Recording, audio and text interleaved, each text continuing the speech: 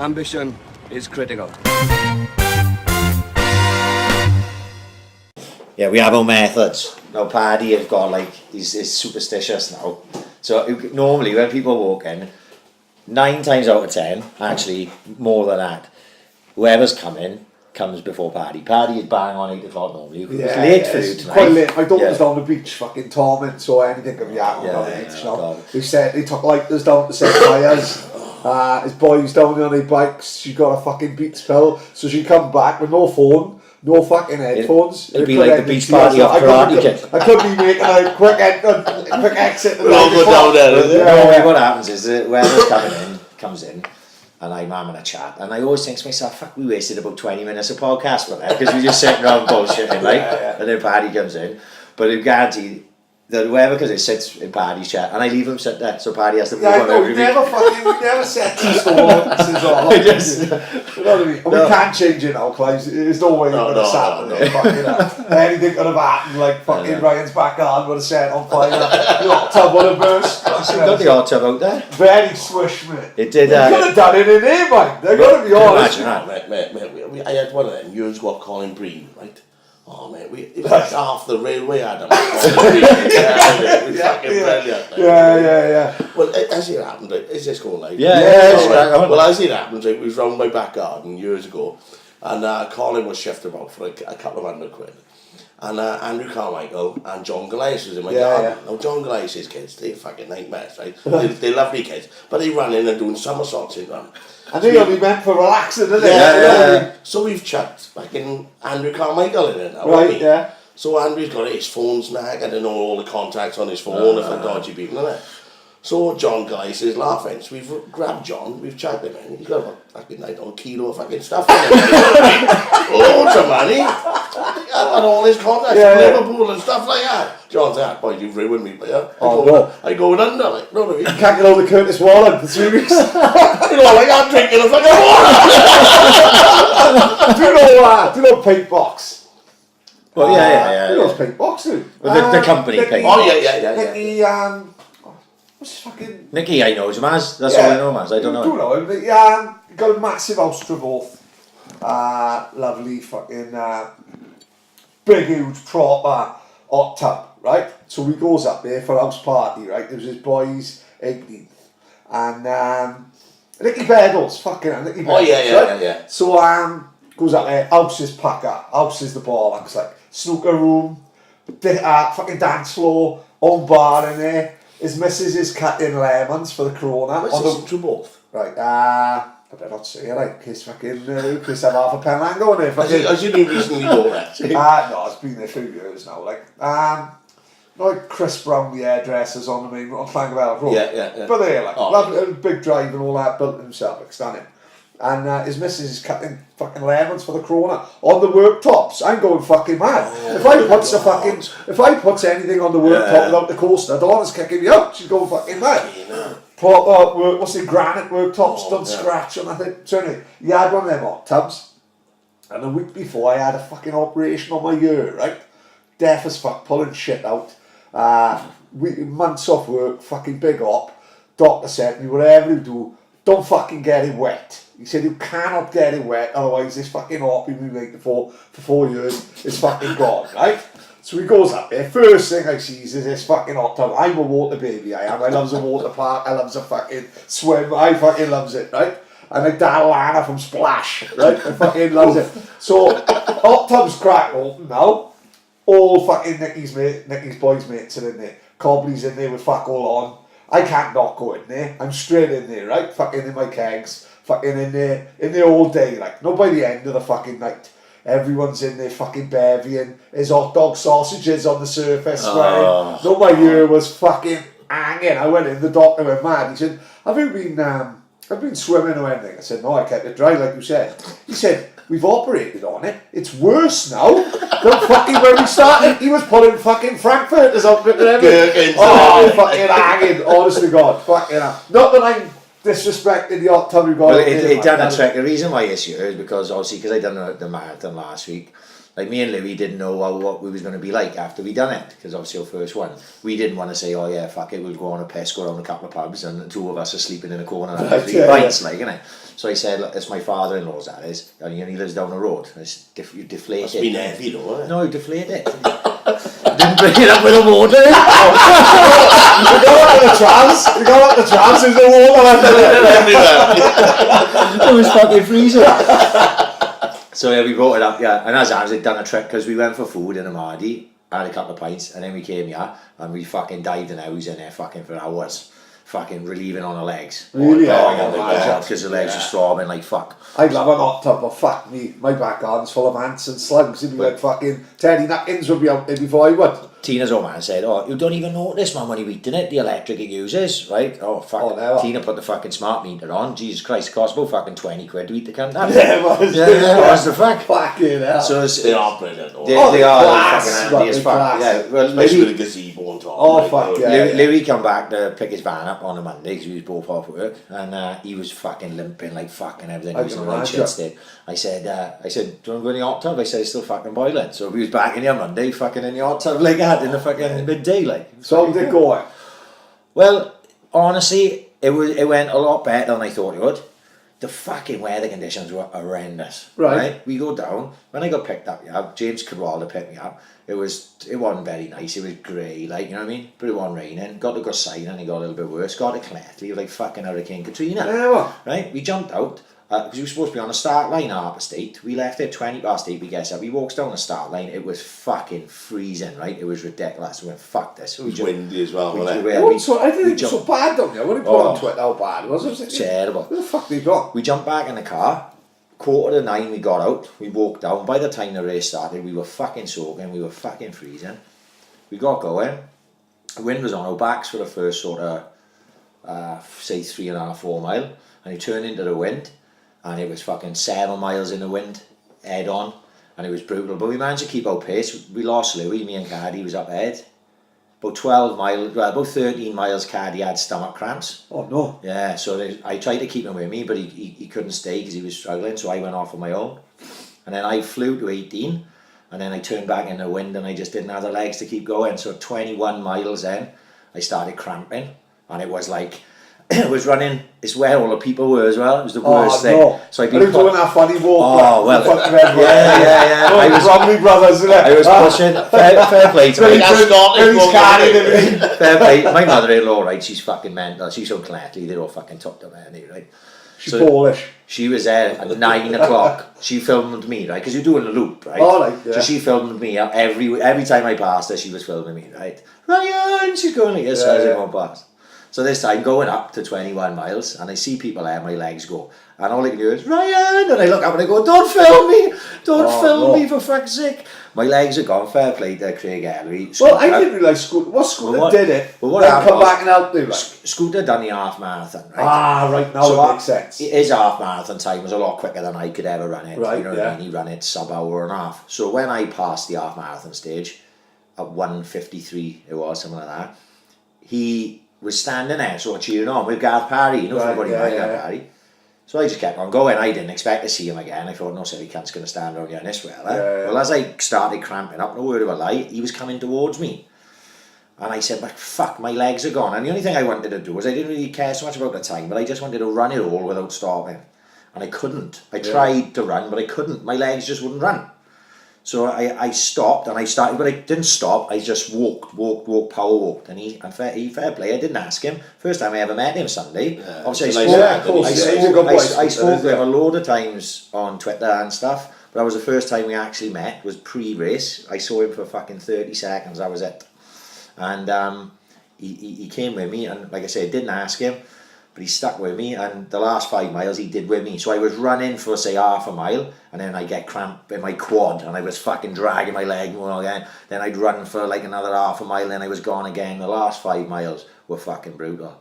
And when you come up hill and down to the finish, and as I come up the hill, my legs were fucked. I know, like, you know, that feeling where the top half of my body was fine. I wasn't gassed out. I didn't feel tired. I wasn't gassed at all. But I just looking at my legs, and my legs aren't doing anything that I wanted them to do. They were just fucked all over the place. And he said to me, mate, for doing that. he said to me, well, you can't stop now, he said, because this is where all the people are. So I was running down into the crowd then, and I knew then my missus was down there, my kids and that.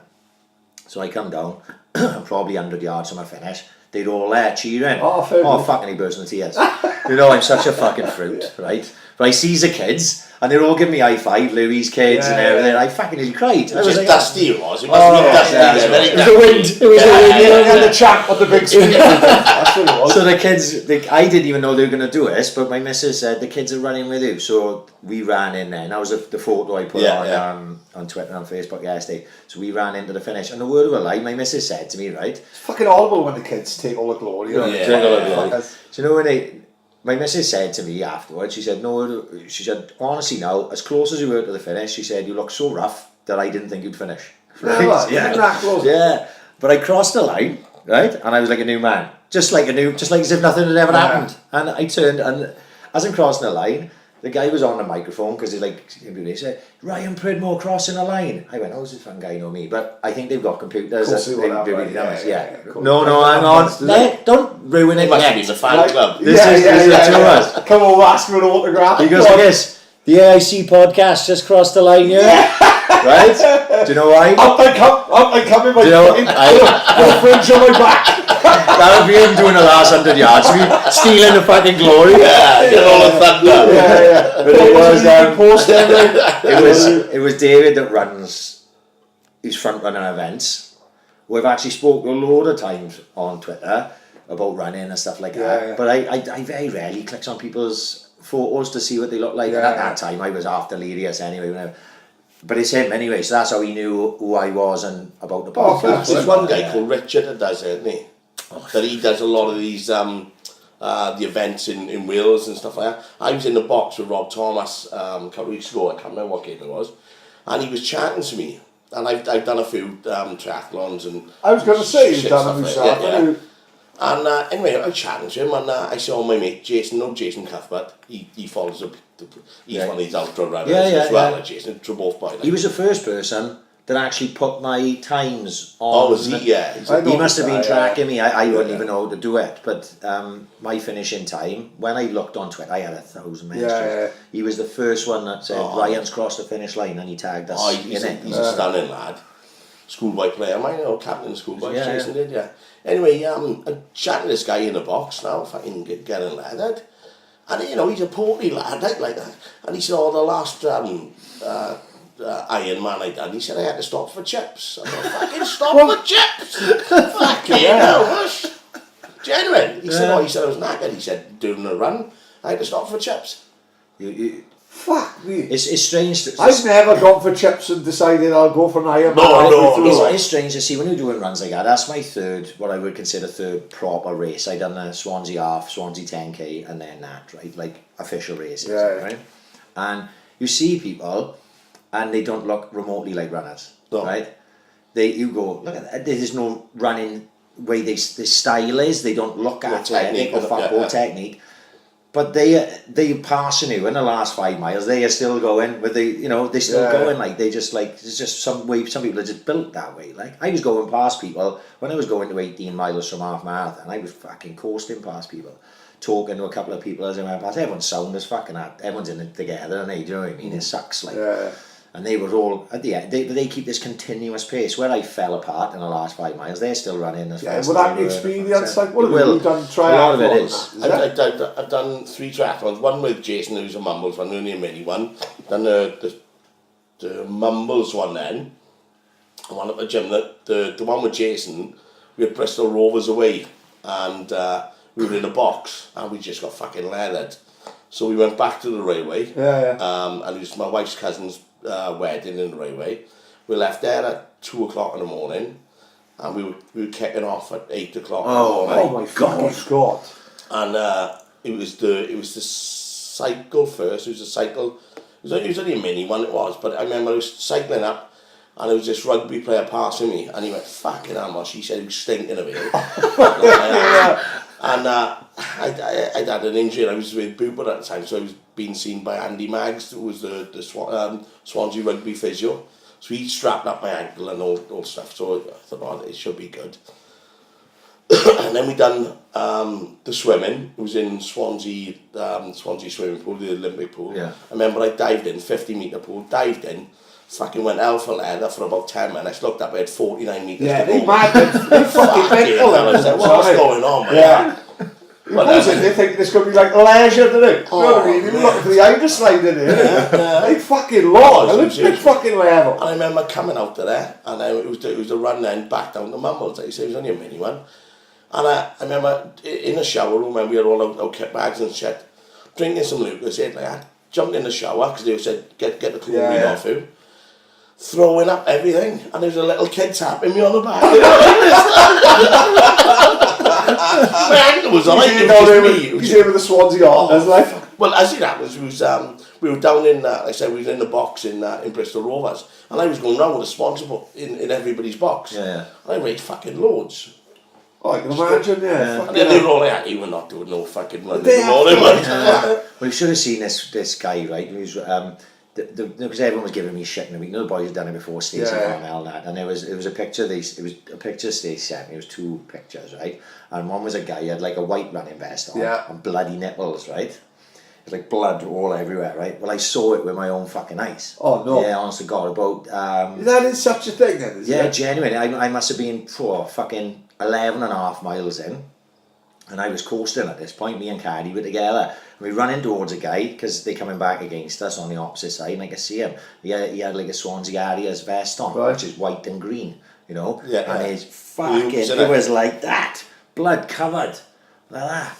And I was like Louis marked up as well, I didn't get a fucking thing, right? Yeah. But Louis, because we all had our camel packs on, right? Now mine don't rub me, right? But we had new vests. And I was worried about it, these vests are white as well, so I wore my base layer underneath, so I knew my base layer wouldn't rub my tits. But I did vase my nipples up and all this shit. But Louis' bag rubbed all under his arms here, you know, like proper, like burns. You know what I mean? All on his neck. If that starts at 4 miles, it's a fucking long day. Oh, fuck. I done the 10k for Toddy for his candy free kid. Oh, yeah. And he gave me a vest and it rubbed like fuck under there. Yeah. And under both, like, really bad. On my arms as well, the But yeah, I was like, they was always saying, Nicky Francis said to me, like, when you cross the line, he said, it'll make all the pain worth it. And I crossed the line and I went, he's lying, cunt. Right? it wasn't worth it, like, do you know what I mean? I thought, fuck it, I'm not doing it again. Craig Ellery say, like, I was, that last 5 miles, Craig Ellery went, I know my limits, half marathons for me from now on, and that's that. You're not doing that again? Oh, fuck. This is what I said. Right. So then, when it could take a couple of days, the fucking like, Sunday we got steaming, I didn't really think about it much, we just got drunk as fuck, like, you know what I mean, I was chuffed that it was all over, like. On Monday then, I was here, me and my missus had the day off together, and so I had a couple of fucking beers just to take the edge off the pain that I was fucking in, like. And next thing I'm sitting there going, oh, that was quite decent fucking achievement, that. I'm a twat, you know what I mean, I'm getting pissed every weekend, I done something most people probably couldn't do. Yeah. And I'm sitting there and going, do you reckon I could do an ultra marathon to myself? Fuck. Right? What's that, 50 mile? The 40 odd, yeah. So I was like, to myself, I'm like, I'm how pissed am I now? I only had like 3 beers and a half bottle of wine. I was thinking, I'm not that pissed. But I'm going to myself, if I, you know, so I'm a twat is what I'm getting at, because I said I'll never do 26.2 again. And then the next day I'm thinking, fucking hell, what can I go further than that? Because I think I'm definitely going to do another marathon. You'd have to do a lot more training because for that 40. I don't think you do. I don't think you do. You do it the SVR way. You train for the fucking marathon. Yeah. And then you wing the ultra. Do you think so? Yeah.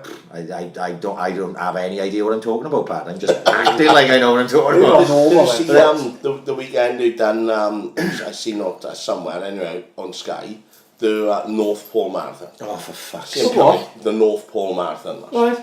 Oh, there's no fucking KFCs or chip shops on that. Oh, they were coming through, most fucking with beards, white beards, and all their eyebrows full of fucking snow and all that. Fuck that. I mean, unless I'm doing that on a ski, I ain't going nowhere near it. Like, fucking North Pole Marathon. It's not big and it's not brilliant, is it? No, not clever, it's certainly not fucking. No, what is me? Like when I, you know, obviously I was just doing it for something to do to stay fit. And then when you lead up to it, like we spoke about it, I was like, I just want to get it finished. If I can do it under 4.5 hours, that's what I was looking for. Under 4.5 hours, and I'll be happy. And then when we were running, like on the day, I was like, well, I'm going to get closer to 4 hours now. you know, because that's the pace I was going at. So I'd said that if I get under 4.5, I'd be happy. If I get under 4:15, I'd be ecstatic. And I did it in 4:13:33, so that should be enough. And then you go like that, then, because I'm a competitive cunt. You go like that. Well, if I hadn't got killed by the wind and fucking had real bad cramp, I'd have done it under 4 hours. So then you start going like that to yourself. Well, let's go and do it under 4. So that's the fucking challenge now. Didn't the London one this weekend now? Yeah. The London one's the dream, innit? Well, My missus went up to watch it once. The mate from work was doing it. She didn't fucking do it. Fucking hell, no chance of that. But she went up and she said the atmosphere in London's fucking brilliant. Yeah. You know what I mean? She's fucking screaming at Gordon Ramsay, you know what I mean? You're giving her fuck off and all that. Well, I will say, when I done the Swansea half, there was crowds lining the streets. Yeah. Not London Marathon type, but there's plenty of people there. It was a nice day. The thing was the weather. Quite well, didn't it? No, but the weather was so bad down there. You had to be. No, there was guy literally standing in one spot on his own in the same spot for the whole 4.25 hours that I was out there, just clapping people that went. Oh, fair play. Right, the likes of Stacey and Nicky Fran and Nick Owen and Ian Lloyd and fucking all those boys that were down there. Mark Barrow's riding his bike up and down the front helping people out. You know, they there for fucking 5 hours. You know, with people that are coming in last, they got to stay there. You know, that's the commitment. No, that's fair play. You know what I mean? That takes a different type. You got to be fucking nuts because it was hard enough running it, let alone fucking standing there in the cold for 5.5 hours, whatever it fucking was. And before that, probably before they even went out and standing in the same spot, just cheering people on, like just giving people a push. But I did weather not being so fucking bad, I'm sure there would have been more people out there as well, like, you know. But it was a good experience. I fucking, like I say, I really enjoyed finishing. Let's put it that way. Yeah. And I enjoyed at least more, probably 3/4 of the marathon. It was just that last 5 miles fucking sucked. It's the last triathlon I done, the Mumbles one, and it was brilliant. And there's loads of people out there. I mean, videoing and clapping and everything like that, and it was fantastic. I wanted to do the Swansea one, which do you reckon was a nicer one to do and probably easier because I'm going to go over the Gower and stuff like that. But I go to Benham every year for the FA Cup final because I know the Swansea again. So, but it's that weekend, like, you know what I mean? It's always that weekend. I fucking gay as fuck. Oh man, it wins hands down, honest to God. Paddy got no intentions of ever running a half marathon and anything like that. But he'd have a weekend in Bend. Weekend in Bend. Well, as it happens, right, Chilly's old man now, right, is 10 of us about to go now on the 16th of May. And Chilly's old man has pulled out because he got an operation. Right. So I said I'd fucking do it for him out there. Suddenly on his knee, I've had fucking 12 operations. Expert now, yeah. So, but he's had to pull out. So we've got, he said that's all he got to do is just fucking change the names. Like, so anybody can come. Oh, you put it out there. You can come. Unfortunately, that is clashing with Saints Caribbean Christmas summer party or Hawaiian summer party. What the fuck? Sean Coughlin's home stag. Right. FA Cup final day and Lily's wet the baby's head. So Miser come in with his own again and he decided we got the Love Cats. Stuart Courtney DJing. What date is this? FA Cup final day. So what date is that? 16th, 17th. 19th. We go on the 16th. So 19th is there. Yeah, 19th. so that's a massive day. I was up at all these ones in Portugal. And you know, go for a bit of a run and stuff like that. Always when the Swans stop. And Miser's, I think his in-laws were there in the same fucking hotel, right? And there were a load of people from Blind the Mice there as well, from a Pen Blast. And Miser's fucking mother-in-law was there. Right. Do you play for the Swans? I'm looking at my God. Yeah. David Perry, man. Anyone who don't know Clivesy, anyone who don't know Steve, the only way I can describe him is he's very much. I look at Clivesy and I look at myself like he's banging the football. He loves a bevy, loves fucking his music, going to gigs. Probably the best Adidas collection, I'd say, in Swansea. And arguably the finest Stone Island jacket collection. Again, like, you know, jackets and trainers, which are two things close to my fucking heart. Yeah. Steve is fucking up there with. You will see people Dan's that. fucking rabbit collection. Yeah. But also, swings and roundabouts today. He mentions Dan, like, him and his missus are two of the nicest people you'll ever meet. Like, when my missus asked who's on tonight, she never knows who the fuck's on. I told her Steve from the railway. First thing she says was, oh, lovely, absolutely lovely. Love him and Diane, absolutely lovely people. And Steve's probably one of two people who were instrumental in Swansea having any like live band scene, like, you know what I mean? Because before the other person I'd probably say is Michael Roberts from the Subpits. Yeah. Like, he plays a massive part in live music in Swansea. I don't think we have as many original bands as I'd like. Like, if you remember who's having in Sin City, like the Twang would come regularly, which I thought was one of the one of the most underrated bands in Britain over the last 10 years. Fabulous. Oh, they didn't. Oh, yeah, three times he went there, didn't he? Three times in Sin City, absolutely, honestly, God, one of the best live bands you'll ever see. Like, sometimes a band don't quite click, do they? They don't catch with everyone. They still going and they still touring. Like, every Christmas, I'm determined to go one year. They has like a Christmas party because they're from Birmingham and they hire out the O2 in Birmingham and they'll fucking ram it. And I'm determined to go up there one year because it'll be hell. But it's just before Christmas, so you can never do it like.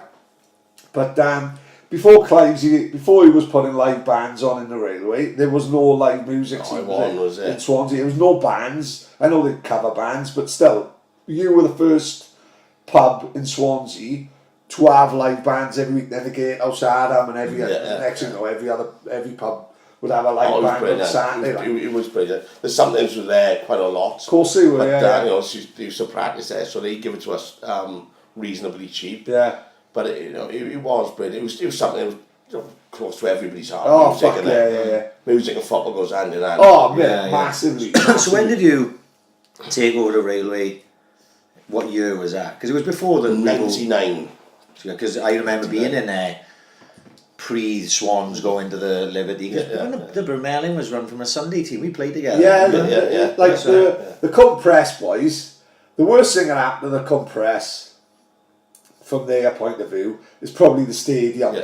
Because Press had, at that time, one of the best pubs, best pubs in Swansea for the team to be run by. He would do anything for you. And every Saturday, and he had the area at the back, and every Saturday, everyone from Swansea who was into music and would rather local and town would head to the fucking railway. So the Press had hell of a social fucking side at that time because they had a great landlord, great pub, and everyone flocked into the pub in the night. Perfect. But of course, when the fucking stadium kicked off, through no fault of the Clivesy's own, it was North Park, was it? Everyone come to the railway. Everyone come to the railway to watch the Swans. But as good as that is for you, for the Press then, it sometimes takes it away from your pub a little bit, you know. And as you said, to be honest, it was a bit worse actually because we were making great money with the Press. After every game, the Press would have fucking 40 boys at it. Teams at the time. They did. And you had Daimong and all these people who were only 15, 16. Obviously, we never served them out. We've done an amazing trade in It was all them boys, and they were brilliant, and they were fantastic. And they treated it as their own home as well. Boys, So the parents phoning up, 1 o'clock in the morning, can I send them home? Oh, for fuck's sake. We got, when me and Tina got together, I think my first birthday together, I was 22 when I was with her, so my 23rd. And she still got the photos of in the railway out the back room with the band on, And I had a burgundy aquascutum jumper. I always remember, the aquascutum pattern on the shoulder, And she, every now and again, they were one of the first lot of photos I ever put on Facebook. I don't know why, we had the photos. So when my Facebook memories come up, whenever I was first on Facebook, whatever many years ago it was, whenever that date comes up, those photos come up. And I say, remember that night? And you were there. It's a big gang of us. It was like that back room in the railway with a band on and everything on my birthday. Well, I loved it. I really loved it. He's with his car going there. Well, I always remember watching David A and Enzo David Enzo fight up the railway. Yeah, the railway. He was in the mix. Cobley was naked on the road, got fucking run over, and he fucking died. Oh, Did he? fuck Remember yeah. that? Jesus Christ. He got run over, but I don't know why. I forgot all about that. But no one went up to the hospital with it. We all just piled up the railway to watch a concert. We all standing like, oh, this cunt, naked again. Enzo's on, come on, boys, fucking. You'd be like, we worry about that in the morning, innit? A bit like you with that I fucking forgot he got run triathlon. over. Fucking hell, I forgot he got run over. But when the Swans moved there, I suppose your pub totally changed then, did it? Yeah, it changed for the better and the worse at the same thing. Lost a lot of good boys there. Yeah. Know what I mean? And they couldn't park. I totally understand it. Yeah. No better things about it. But I was a bit gutted. I really was gutted. But as soon as the Swans turned up, then it was happy days for a while. You can't turn it. It's what can you do? Like The old bell was straight on to me when they. Know what I mean?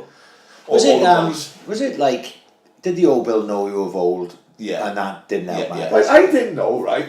Because I didn't realise you were so into the Swans years going back, see? Because I always knew you always had a railway, always played football. Played for the press. And played for the press. And I didn't I realise had you 1 year with the press, see? No, see, I know I would have said I played against you a load of times. No, that is exactly like, no one like, you had the railway. and that's, right, I spent probably out of that year, probably spent 8 months out of that year because I'd done my knee in up in Goitra. Never. Because like, I had 4 years with North End, and then I went to the press. Fuck, I remember you being with North End as well. Yeah. And then me and Minna, because Minna used to used to drink in the railway all the time. He said, "Oh, fucking, should we play for the press?" So our first game was North End in the what was the cup? You saw Bryn Mawr Cup. Yeah. And I scored the first, he scored the second, both headers. And the next game, we played Goitra in a pre-season. I done my fucking leg in. I think they only played about 2 or 3 games after that. Yeah. No, because in my head it was like, oh, he plays every week, like. Yeah. And then when he had the railway, I thought, fucking hell. I never played many How did games. he? I thought he wasn't always into the Swans, was he? Which is fucking how much I know, like, you know what I mean? I just didn't realise he was fucking bang at it from early on, like. Yeah, so what age was you start going down? Well, obviously, we all went down as kids, but what time? How old was you when we started really getting into it? My grandma took me down. I was in Avrin school in Pellan, and he took me down. It must have been about 78, 79 maybe. Fuck, I And was it born in fucking 79. caught all the... Brentford, Fucking we caught beat the golden Brentford. year as well. Yeah. Fucking hell, fair play. I didn't realise you were so old, Steve. What's your fucking legs doing for that? What's it? Fucking hell. So the old Bill was, they won fucking, No, they but won it that was, full of law. Like. we were the only pub in the area, in the whole of Landor, Plasmal, the Avard, the only one that had to have a bouncer on the door. Yeah, how did that come about then? Having a bounce on the fucking door? Like. Because part of the fun of going to the race in the first season there was the fact that everyone was on the street, and it was like being outside the gallery. Yeah, you know what I mean? Yeah. So like everyone, you could come down on a nice day, cars couldn't get past because it was a fucking nightmare. But it was brilliant. But that's what it was all about. Really it was a good, proper really football pub. Yeah, you know, totally. and people were walking down the street. They weren't even drinking in the railway. They'd be drinking in the Word, or they'd just be fucking walking down our road. And you go, oh, please. And you were talking to people all the time, and you see, and it was nice to fucking love it. It was like the olden days. It was always sunny. Yeah, it was always sunny. It was always sunny. It was always sunny. And even if it wasn't, it was dry. You stand out there with your jackets on and then like I had to have meetings. Me and Dan had to have meetings with the old Bell loads of times down in Cardiff. I was always arrested, or they would always put me under arrest. And it was, I always used to say, well, we used to drink outside the Garibaldi, outside the Clarence, whatever pub. Not that never happened. And Fucking did. It fucking did, man. It did every fucking week. Yeah. You know, and this is before everyone had to go outside for a fag. It just was a football thing where you put a can on the fucking windowsill of the pub and everyone would be outside having a beer. Was this like, without rushing on too much, but was this even happening pre-Millwall aggravation in the Lynn? No, that was the first one, the Millwall thing kicked it off. Because the old Bill, they lost the plot that day, didn't they? Yeah. You know, they really did. Was you there that day? Yeah, is this the day where it's the famous photo of you running around fucking Landor dressed in Incredible Hulk? No, that was the hardest hours. Oh, right, that was a That was one. after. Yeah, the Millwall one, it was the first season, wasn't it? And I remember they tried to run across the seats, Millwall did, and tried to get into the fans, and it was mouse. But what happened Thomas Richards was there. You want to fucking meet no. him? There was no actual, from what I saw, no actual Swans on Millwall fighting because they kept them in the ground, didn't they, after the game.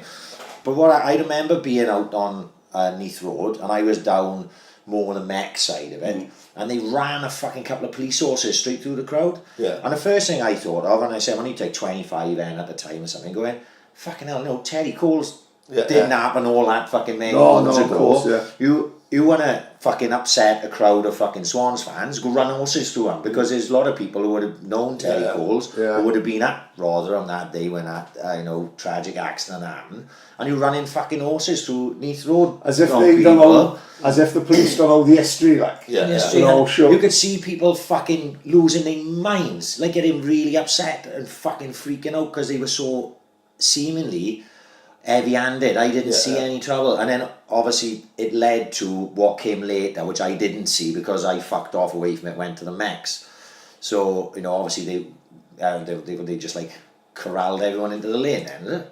I saw the videos afterwards then into the under the bridge up towards the railway, wasn't it? It happened. It happened so quickly, to be honest, because it was a great game, wasn't it? Yeah. And it just charged everybody up to the railway.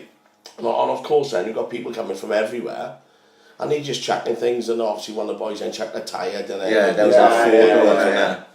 Well, the boy Scott, he chucked that, and but they blamed all that on the railway, and I'm thinking, you can't get all them in the fucking railway. You can't just blame the fucking pub for that. No, they were pushed up that road. What happens if you don't push them that way and they push them towards Rossi's? Are they going to blame Mr. Rossi? Do you know what I mean? Everyone's chucking wrestles. They're banning his black battered sausage and all that. Well, we had, remember when Rossi started selling beer? No. Well, there was a meeting in the Coopers, upstairs in the Coopers, about various different things now, what's going to happen in the new season. And I pulled the main cop, I can't remember who he was now, and I said, well, hang on a minute now, mate. I said, the Rossi's is selling ale. It's not even a licensed premises, and he's selling ale.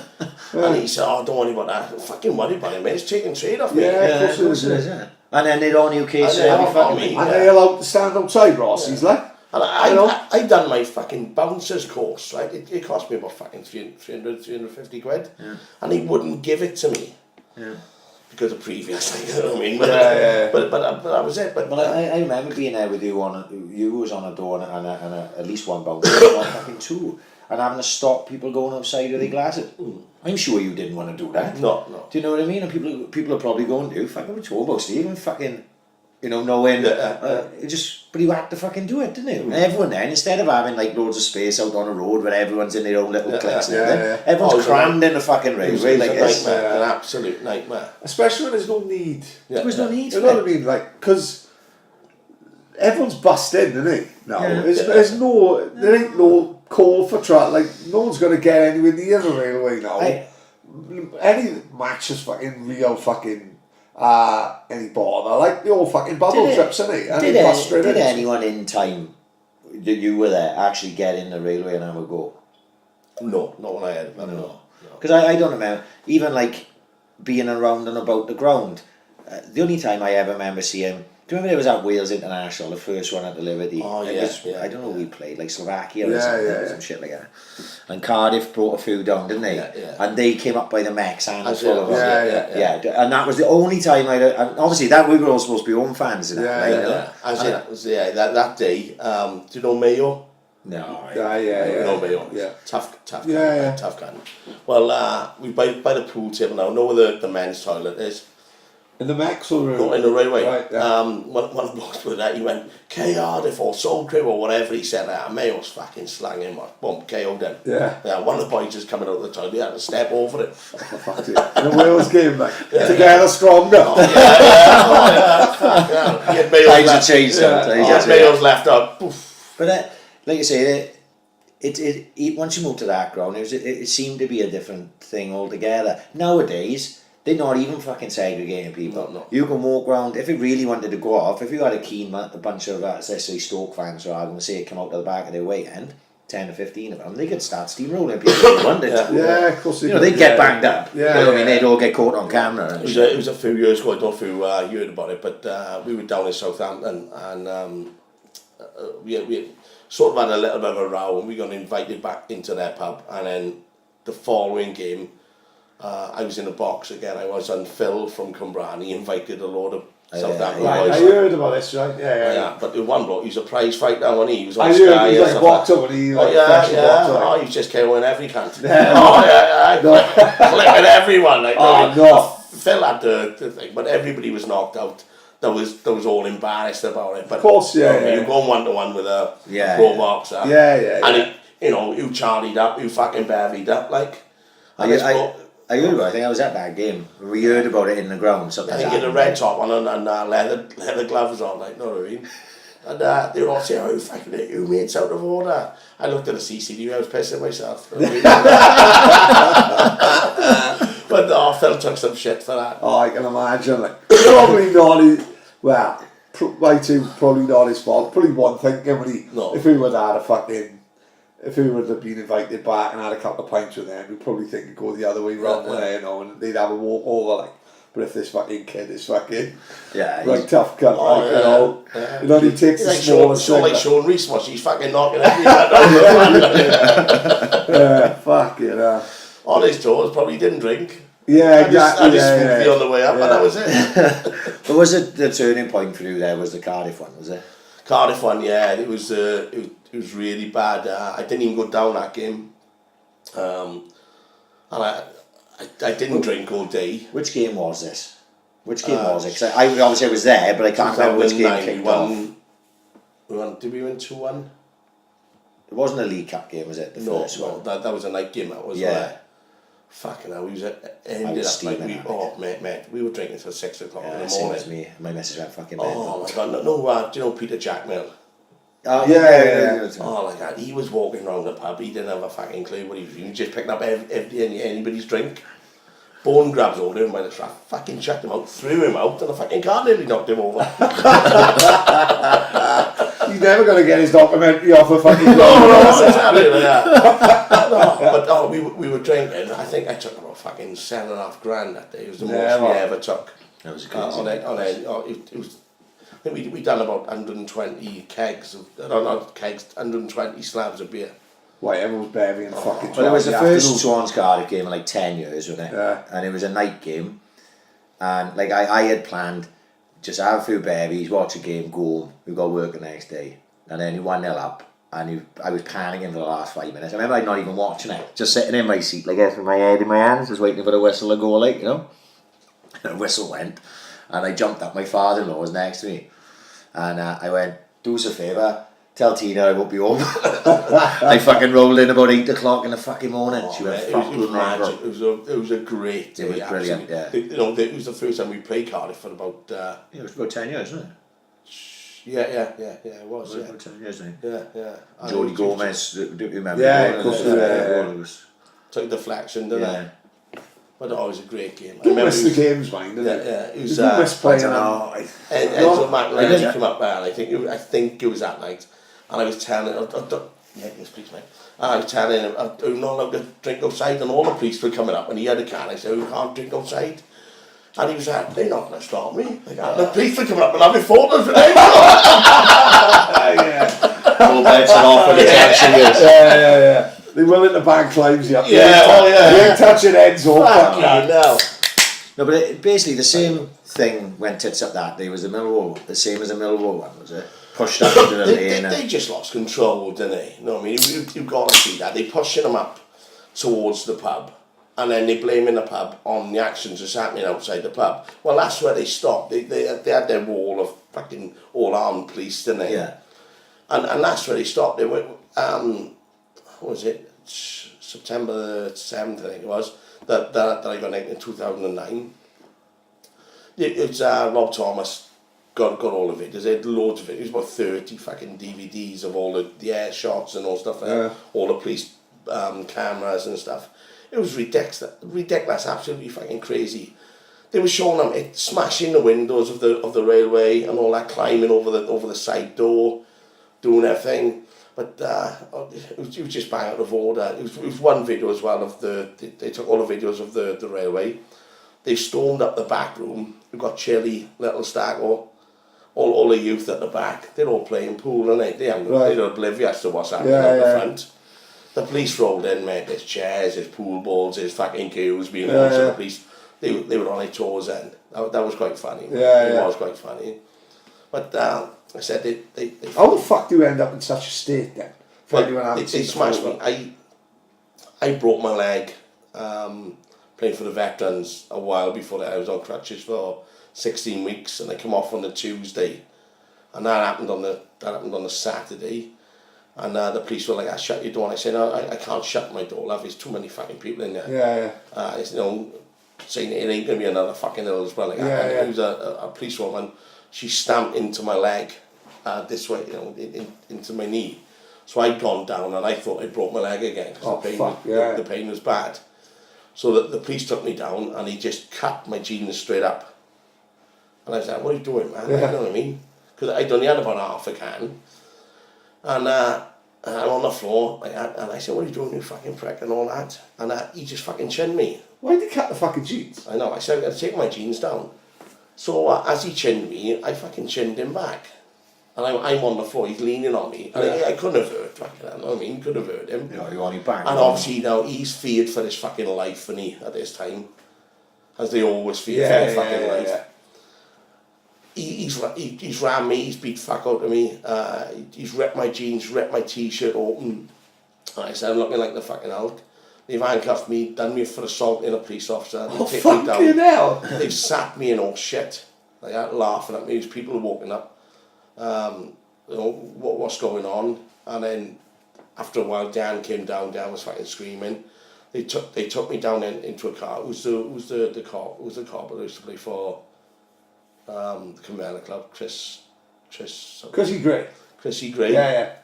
He drove me down his handcuff. Chris uncuffed my fucking cuffs. I was in a hell of a fucking state. And then they took me in.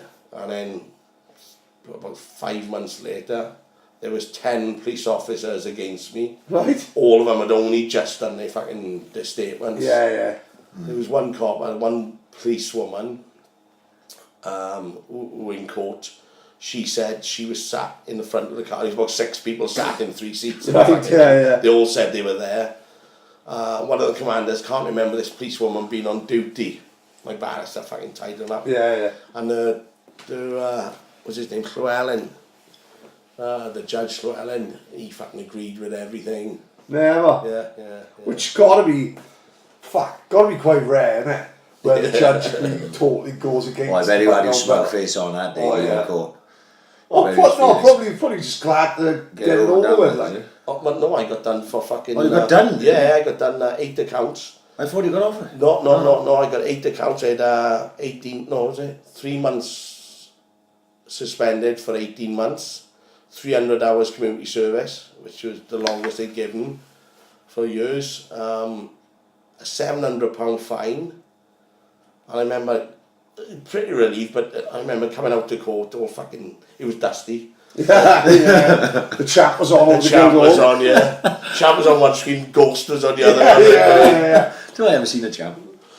And coming out and then going back to the railway, and Marie and Dolly. Of course they do, yeah. Well, Marie had put something on Facebook about the fine, and a guy came in the railway now, so I probably had 3 or 4 fucking drinks, and it was about 7 o'clock in the night, and he just called me. He went, "Are you Steve?" Didn't know him from Adam. And I went, "Yeah, what's the matter, mate?" So I was a tenner, mate, towards your fine. I went, "You what?" I looked up and the fucking champ was on TV again. And then everybody started just giving me money, like, and it did pay for the fine. Oh, that's fucking. I think that was an old school thing to do, because my old man has said that in the past, and my father-in-law said in the past, if they ever got locked up away from home, and this is even before they were tying in the late 70s and that, when he was getting £30 and £40 slaps on the wrist, whoever was part of the group, they'd all chip in. Yeah. It's him this week and then next week or whatever, and so you weren't fronting it all on your own, the fines, but obviously a different game now, isn't it, because the fines are of course, yeah. You're talking about jail time and shit like that now, for fucking... Oh, when he said, mate, jail, and that, I was like, fucking hell. And then, especially when you haven't done a great deal of fucking I wrong. didn't do nothing wrong, nothing. They done me, right, because my bouncer never turned up that day. Of all the fucking days. I know, yeah. So the judge in court, this Llewellyn, he played rugby for the Turks, he did. So he hated football, but he was saying, so didn't you think the shut for the day? And I'm like, Swans Cardiff. Maybe got Cardiff, you fucking devil. Yeah. You know what I mean? Biggest fucking day of the year, like. Yeah. Oh, for fuck's sake. I only need you one bouncer. There's fucking 600 people outside. You expect one bloke to control all that. Yeah. And then it was all various different things about people drinking on the street. I won't allow people to drink on the street, and I say, well, it's not my street. Yeah, of course, yeah. I can't control, you know, I can't tell people to How not many people stand. buy cans? Well, they could bought in Browns. Yeah. You could buy 4 cans in Browns. Yeah. Sounds like a fucking real. This is it. We took photos of the cans that were outside, or different cans. You know, it could have been these different sizes. I don't sell them.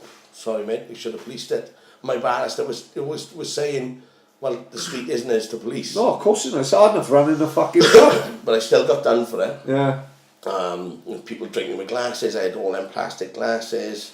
But he came up, he done a site visit, and he parked on a double yellow line outside opposite the railway, and there was a load of kids walking up. And he stood on my bench in the beer garden. I went, oi, fucking get down, Wolf. You know, I wouldn't come to your house. No, yeah, of course, yeah. And I knew then. I thought, well, You got no chance. Yeah. And they was there for one thing. You know, maybe in their eyes, they thought, fuck, if we could shut this place down, fucking one less headache. And, I had a retrial then in Crown, and no Mia's, the copper Mia's. No. He's like the Indian copper. right. Can't say like. Yeah. Well, he come on to me in Crown, and I was with Davis. Yeah. It was me and him. So he come on to me, and he went, "Oh, right, Steve, how things?" I thought, you can't. You're the fucking to go against me, and he fucking had to go at me in prison like that. I told him to get off my coach in Palace. Yeah. Get off, you cunt. Ah, fucking hell. Mr. Jones, fuck off. Prick. Because the Swans, it had to be Swans Cardiff, innit? Yeah. Swans Cardiff, he was probably here, like, we went to Swans Cardiff, went to Noel Gallagher, I don't know, it's a couple of years ago now. Oh, we're fighting like fuck up. Oh, mate, it was a fucking nightmare. Little Days a fucking Little Days, a fucking nightmare, mate. It was who's up here? Me, Stitchy, Ross McCord, Little Day with all the women, like great day. We was in I think it was a Marker Lounge, like a few Cardiff boys walked in. Oh, drinking cocktails? Yes, Yeah, we that's did, it. Yeah. I knew a couple of them. Tinker is it? I think it's from Merthyr. Like I've seen Tinker only because I've seen him in gigs all over the fucking country. Like he's similar to me and you. You could go to Xavier in Leicester and he's fucking there, like, you know, and I knows him say hello to, like, but they're in there. I knew this guy who owned a shop in Pontypridd. Skull Owen comes over, steps on his foot, right? Because he knew he's Cardiff. I'm thinking, oh fuck, this day could go either way. It was a good day. Gets into Noel Gallagher. Fucking great gig when Mrs. goes down the front. Amazing gig. Fucking really fucking good. Next thing, Little Day of it, someone. All day Little Day. Little Day's in Marker Lounge drinking fucking strawberry daiquiris, saying to me, I can't wait to do these Cardiff cuts, right? No, like that. I just want to see fucking Noel Gallagher. I'm with my fucking missus, right? Next thing, Little Day's fighting like fucking the floor. Nothing we can do. Fucking me, Stitchy, Ross McCord, Ross McCord, ex-fucking boxer, like, runs over, fucking we on the floor. This guy, I've run over, took a fucking 8-foot fucking run and smacked me from the side, right? And fucking moved me and then run into his mates, right? Then it goes, there's only 4 or 5 of us and there's fucking Cardiff everywhere, right? So then 3 boys comes on to me, I'm on my own by out to the side.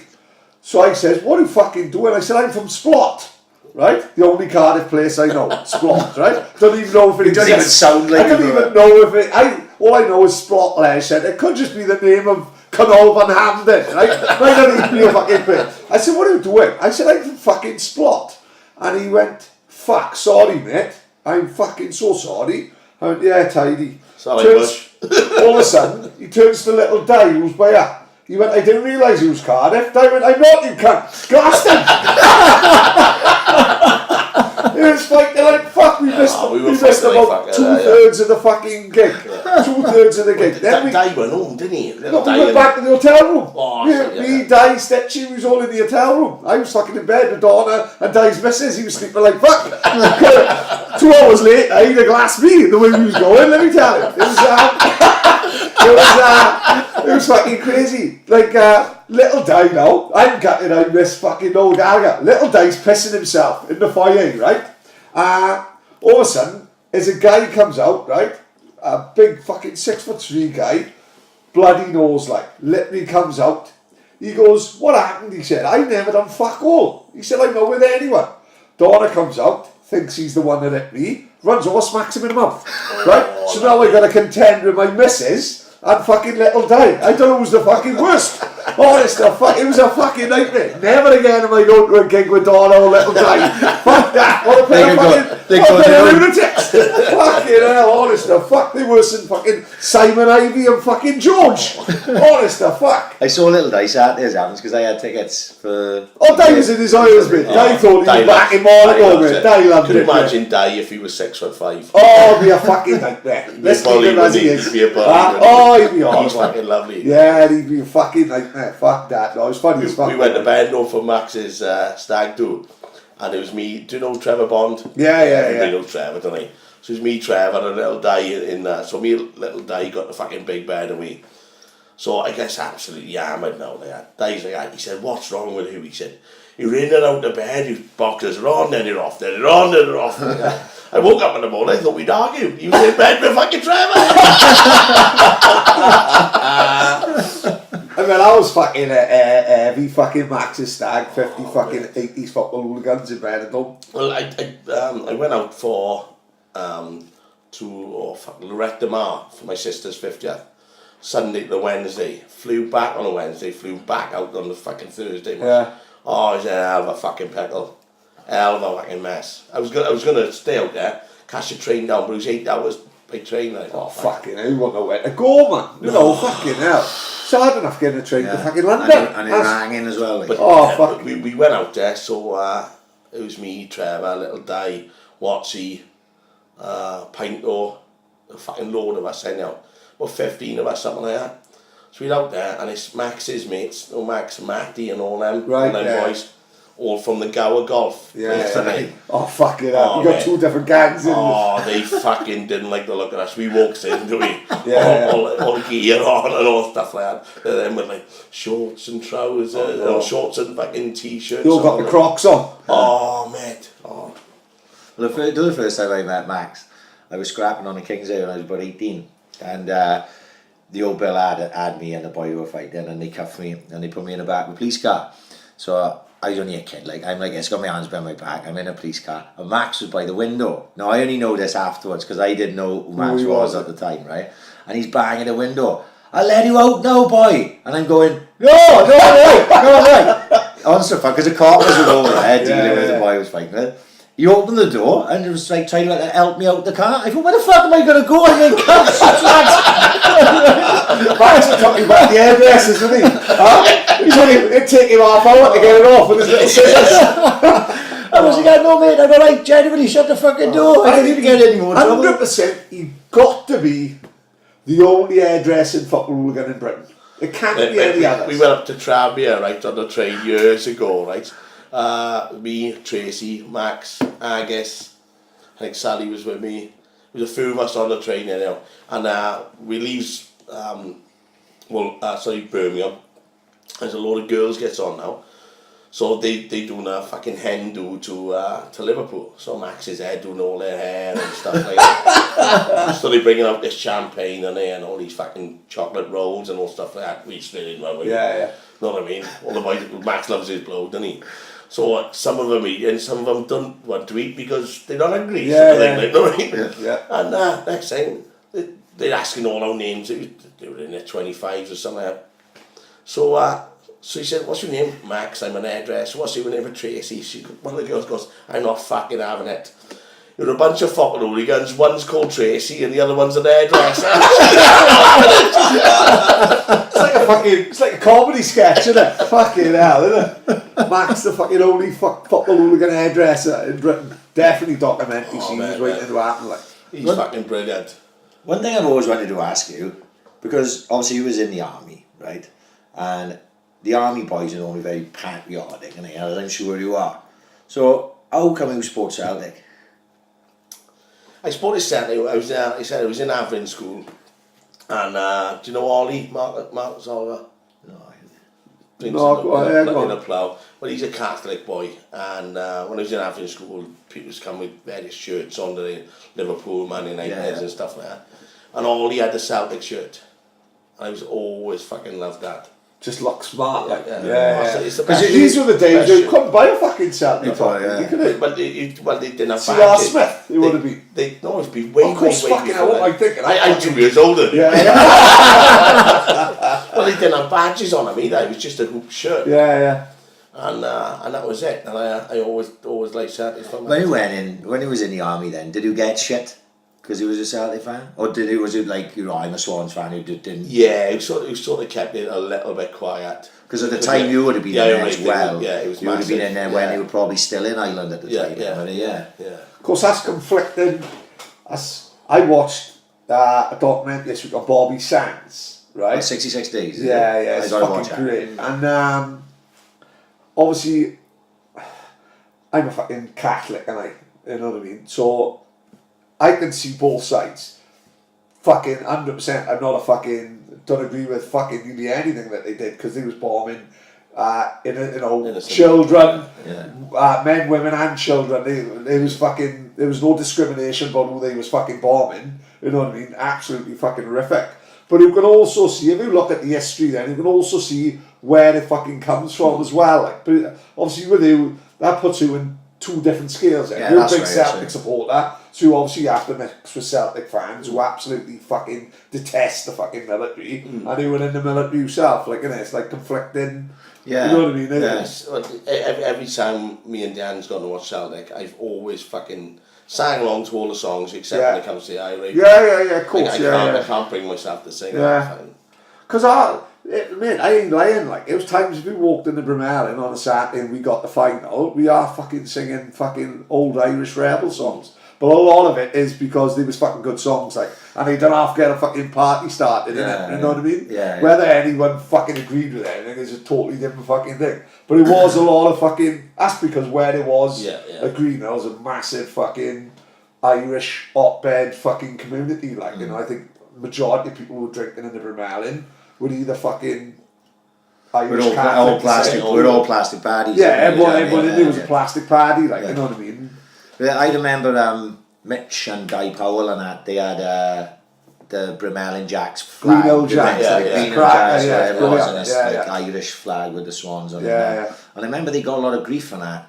Did they taking that to the Swans, so men had it fucking older than they would have been in it. But I remember the first time they took it, you'd have to ask Mitch, but the first time he took it, I know they had a lot of shit for it.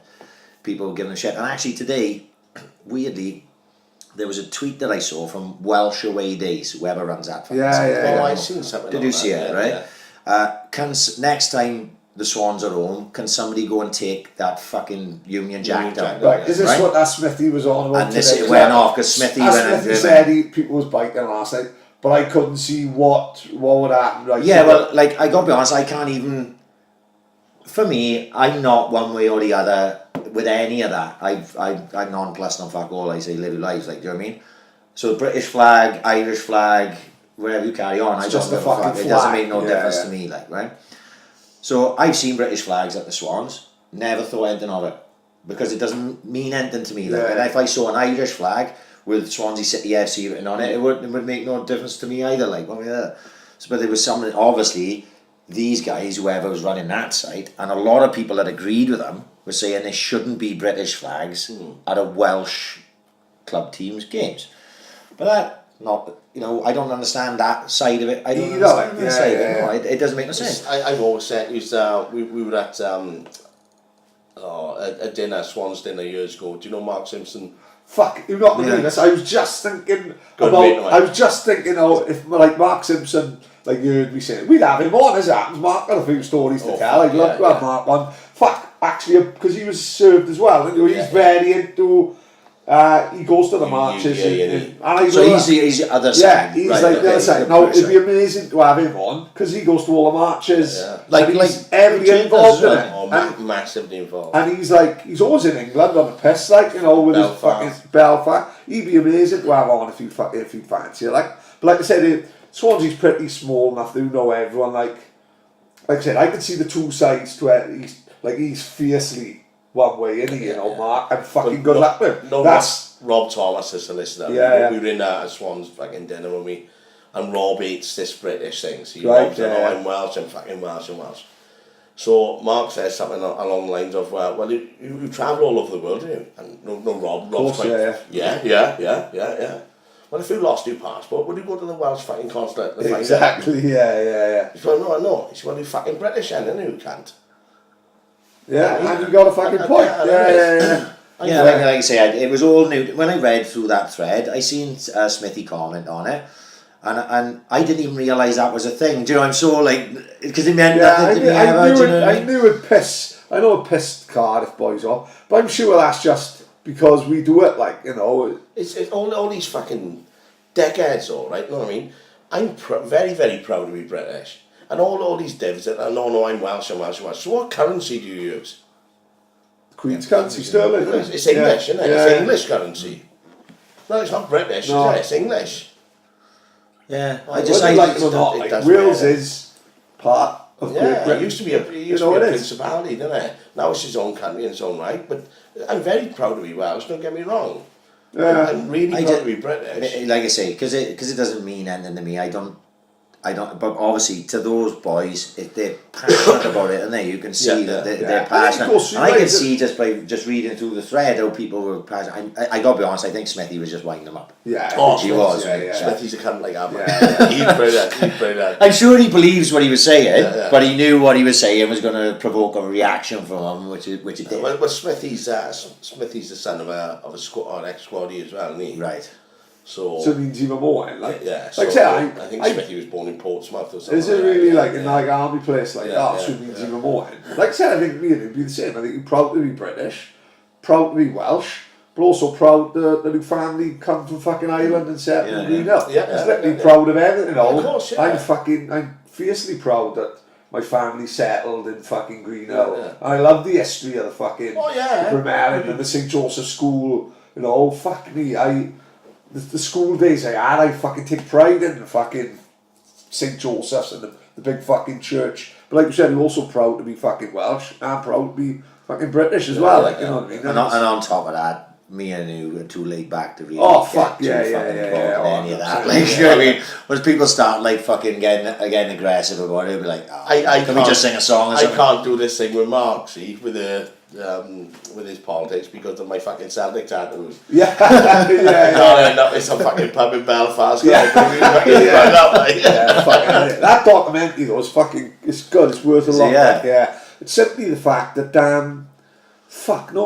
he got it in his head early what he was gonna do. I know, and he just accepted the fact that that's how he accepted the fact quite early on that that's how he was gonna fucking go and die. You know what I mean? All the diaries he kept, the prison guards are just leaving food on the fucking table for him, and it's I know the discipline he must have had. The fucking not eat it. Not eat I got it. This one of them I got to watch on my Netflix, just trying to find fucking time to do it. One I did watch this week, which was weird to watch because I remember it. You remember? We'll all remember it. LA92 is called. It's about the LA riots. For Rodney King and all that, is it? Oh my God, it's amazing, right? Because we've all seen, I remember that sort of happening. I would be 12, sort of 13 years of age. And I was big into fucking rap music from the time I was 11, NWA and fucking Ice Cube, Dr. Dre when he went on his own and all that. So I remember listening to the music and then hearing all about it and getting flying. And do you remember that scene from the video from Florence and Normandy where they dragged the trucker out of the... Oh, he's a white trucker. And right? Right, does he die? Well, he gets badly hurt. But there's that right? And there's a couple of other videos that he would have seen. Oh, this footage they've got, it's like as if they took a camera, they went back in time and took a camera and filmed it. That is fucking incredible. It shows stuff from that junction in Florence and Normandy from when it first started, right? But what happened was, like, you think that just Rodney King getting beaten up fucking started that. There wasn't. Right. There was a fucking load of things that escalated to that point. Yeah. Rodney King was the fucking straw, right? And then they just started, all these black leaders, religious leaders and that, they started like calling for people to take action. Yeah. No, they weren't calling for violence. They were saying, let's march on up. But obviously, there's a lot of black gangs in LA who basically saw it as a fucking free reign that just caused fucking havoc. So then they took it on themselves. They went on Florence and Normandy. And anyone who was white, you've got to see the video footage. It's fucking incredible. They are smashing their cars, running up on the roofs, fucking kicking the windows in. It's footage I never seen. So like Steve outside the railway. Yeah, exactly. and it shows, and it just goes on and on and on, and it's fucking brilliant. Everyone should watch it. LA92 is called.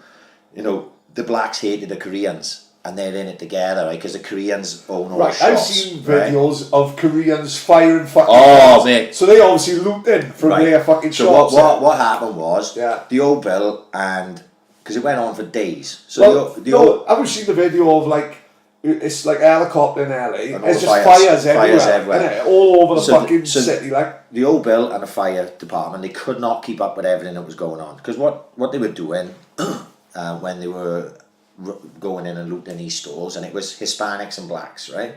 And they were looting these stores. Now they weren't happy to just loot it. Once they took everything out, they set the fucker on fire as well. Right? They would just go into the ground by the end of it.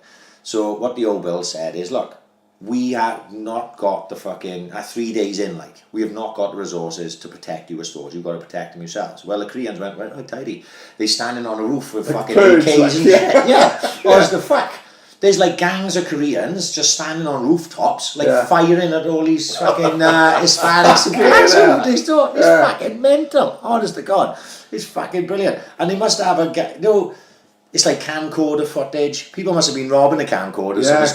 I'll save this for a Netflix documentary in fucking in 25 years' time. You know what I mean? I'll save this for when Climbs You from the Railways on the podcast. Honest to God, it is fucking brilliant. Absolutely fucking brilliant. So like, I gotta watch 66 Days. It's great. And if because people we talked about shit because we love documentaries, me and him, and we say something, I say something, and people start watching it. I very rarely watch TV unless it's football or music documentaries or something. I have Hank ringing me up, right? Like 3 o'clock on a I'm just fucking picturing Hank fucking 3 o'clock in the morning thinking he's got a phone. That's one of the most random things I've ever fucking heard. The Jammer on fucking Sky Arts or something like that. Genuine. Anyone who don't know what Hank is, the one from Twitter. Anyone who don't know who the fuck Hank is, if you go back on the Twitter down, and it's like the famous scene where the guy from Wilson Pickett jumps out the toilet window and Hank is on the fucking toilet saying, he fucking loves me, boys. Which I don't even technically think was acting. No, just him steaming. He was lost. Do you know where that was filmed? It wasn't at the Boys Club in Mount No, it was in Morgan's Hotel, where it is. Really? That's what Hank told me. Right. He could have been lying, he could have been fucking drunk, right? But that's why did I think I was filmed in Barrett's? The actual night. No, it was, the outdoors of Barrett's. Yeah, Hank gave me a book, right? There was a guy came down from Green Hill, and he came down the railway, and we had a book launch in there. I can't think of the guy's name now. But he had some sort of nickname, and he was from there. But Hank's in his book, and he used to play cricket up in London. He moved to London. He was a thief, like a small thief from Green Hill, and he moved to London. He used to play cricket against a badminton pub. Right. And he used to come down. I can't remember the name of the book, but it was brilliant. But Hank's in there. Yeah. And this guy used to drink in a pub in London where all these fucking rock stars used to fucking drink. Like a brilliant book, though. But spoke really well about Green Hill and yeah. But when he done like in Swansea Goldsmiths over. I picked him up once in a taxi, Hank. I did, and I wouldn't have known who he was. This was probably 6-7 years ago. And he put his shopping in a boot, and as he's walking away with the trolley, the guy who done the trolley, he's in Tesco's, he was a bit of a boy, like. And he spotted him and he shouted to him as he's climbing in the taxi going, "She fucking loves me, boys!" He shouted. Right, yeah. And there's Angel been laughing. He goes, "Oh fuck, I get her all the fucking time." He goes, and I looked at him, I went, "Oh, is the guy out Twin Tower?" He was like, "Yeah." And I talked to him and he was good as gold. Oh, he was fucking good as gold, he was. So you're phoning up the fucking 3 in the Oh morning. yeah, mate, he's brilliant. Oh, Steve stiffing up the fingers and all those. Fucking quality, mate. Yes, fucking brilliant. Hell of a boy. Cause I seen that Defiant ones. Who never a big rap fan, who Steve? No, well, the first gig I ever went was with Jason Cuthbert as well, and Dave, who joined the army as well, was in Newport Leisure Centre in '88, and it was Run DMC, Derek B, and Public Enemy. Fuck me. In Newport. That's massive, right? Newport's a good venue. Only problem with Newport is they don't have any bevy. I went to see Kasabian. I'll never get it. 2 things, right? Newport's pretty good. They have like old-fashioned town, innit? I quite like it. Like, I think they've done it up a bit now, haven't they? Say it again. I think they've done it up a bit. Yeah, but fuck me, it's no fucking. Spend a lot of money. It's no fucking. You can't compare it to Swansea. It's like a fucking building site. So we've got went up Newport and like got up Second here. only to Paris, though, isn't it? Oh no. Yeah, the fucking slums of Paris. Fucking shit all. We was up in Newport and I never get Kasabian up there. We got up there about 4 o'clock, right?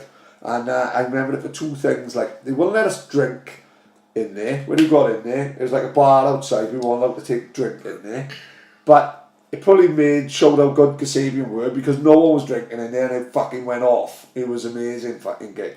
And we lost Cobley. It was a big, massive queue. Naked again. Oh, well, no, it's... Goes without saying. It gets better, right? Big, massive queue. We queued for half hour. We can't find Cobley. All of a sudden, right, a fucking 14-year-old boy comes fucking hurling past on his bike, right? On his, push bike, like... Cobley standing on his back wheel. Save me a space! How the fuck he ended up on this fucking boy's fucking bike, I don't know, right? And then... Well, he didn't knob it him on the head. Then, I'll never get it, it was boiling in this gig, and we got outside, right? And Johnny Shrew's head fucking went luminous, right? No, have you seen the Only Fools and Horses? When he has the gravestone and the gravestone, yeah. Johnny Shrew's hair went to luminous green, and no one knows to this day how it happened, mate. But he's walking around Newport, right, with this fucking. He looked like a minion from Despicable Me. He had this big fucking orange fucking green head. It was fucking weird. He had it for 2 days. He couldn't leave the house. Honest to fuck, which was handy because we was in house party for 3 days. I remember Johnny used to come down the pub back in years ago. He used to with his missus. Yeah. And he'd go missing when he mate, went for days on end. And she found out where she found out the pub number. No, he's not here. Yes, he fucking is. His van's outside, his car's outside. She came in, he fucking ran out the back door, ran out the back of the pub. Yeah. Climbed over the wall and went up the fucking road. Up the wood. Yeah, he went to a house party once, Johnny did, and don't ask me how in his house party he raided the fucking whoever's house it was wardrobe, and he come out dressed as the guy's mother, right? But he didn't change, so they all went down the Tredegar, and Johnny was dressed. No, like it reminded me of. Remember E.T. when they dressed him up as a woman? That's what I was thinking. When they dressed E.T. as a woman, big head, right? The cross between that and the woman in Gremlins, the Gremlins woman with the glasses and the big red lips, right? So Johnny's in the Tredegar now, Sunday afternoon, Super Sunday, watching Man United, Man City, whatever, dressed as fucking E.T., right? The woman, big fucking long hair, big hat, big fucking flowery dress. Who walks in? Johnny's missus, right? Straight away, he thinks, fucking hell, she's gonna fucking give me a dig beer. She just walked straight past him twice. Didn't even know who was in, like, you know what I mean? But then she turns round, sees the big fucking ginger fucking guy, and absolutely fucking leathered him to an inch of his life. You know, I've seen Johnny Shrew beat bouncers up, like, it's quite tough, Johnny. I've seen him fill bouncers in. But Smoking Joe is fucking missus. She's kryptonite. She's his kryptonite. She got his fucking number every time. She fractures ice socket. Yeah, fuck yeah. I seen her. Like, the only 2 people who have hurt Johnny is his wife Joanne and Darren Pullman. And Darren Pullman's hard as fuck, for fuck's sake. So that says fucking a lot, you know what I Darren mean? Pullman's in bucks, isn't he? Yeah. Johnny Slewin. No. You know what I mean? Darren Pullman or Johnny's Mrs. Joanne, like, fucking hell, too tough. That's the elite. Yeah. They're fighting on the next poodle.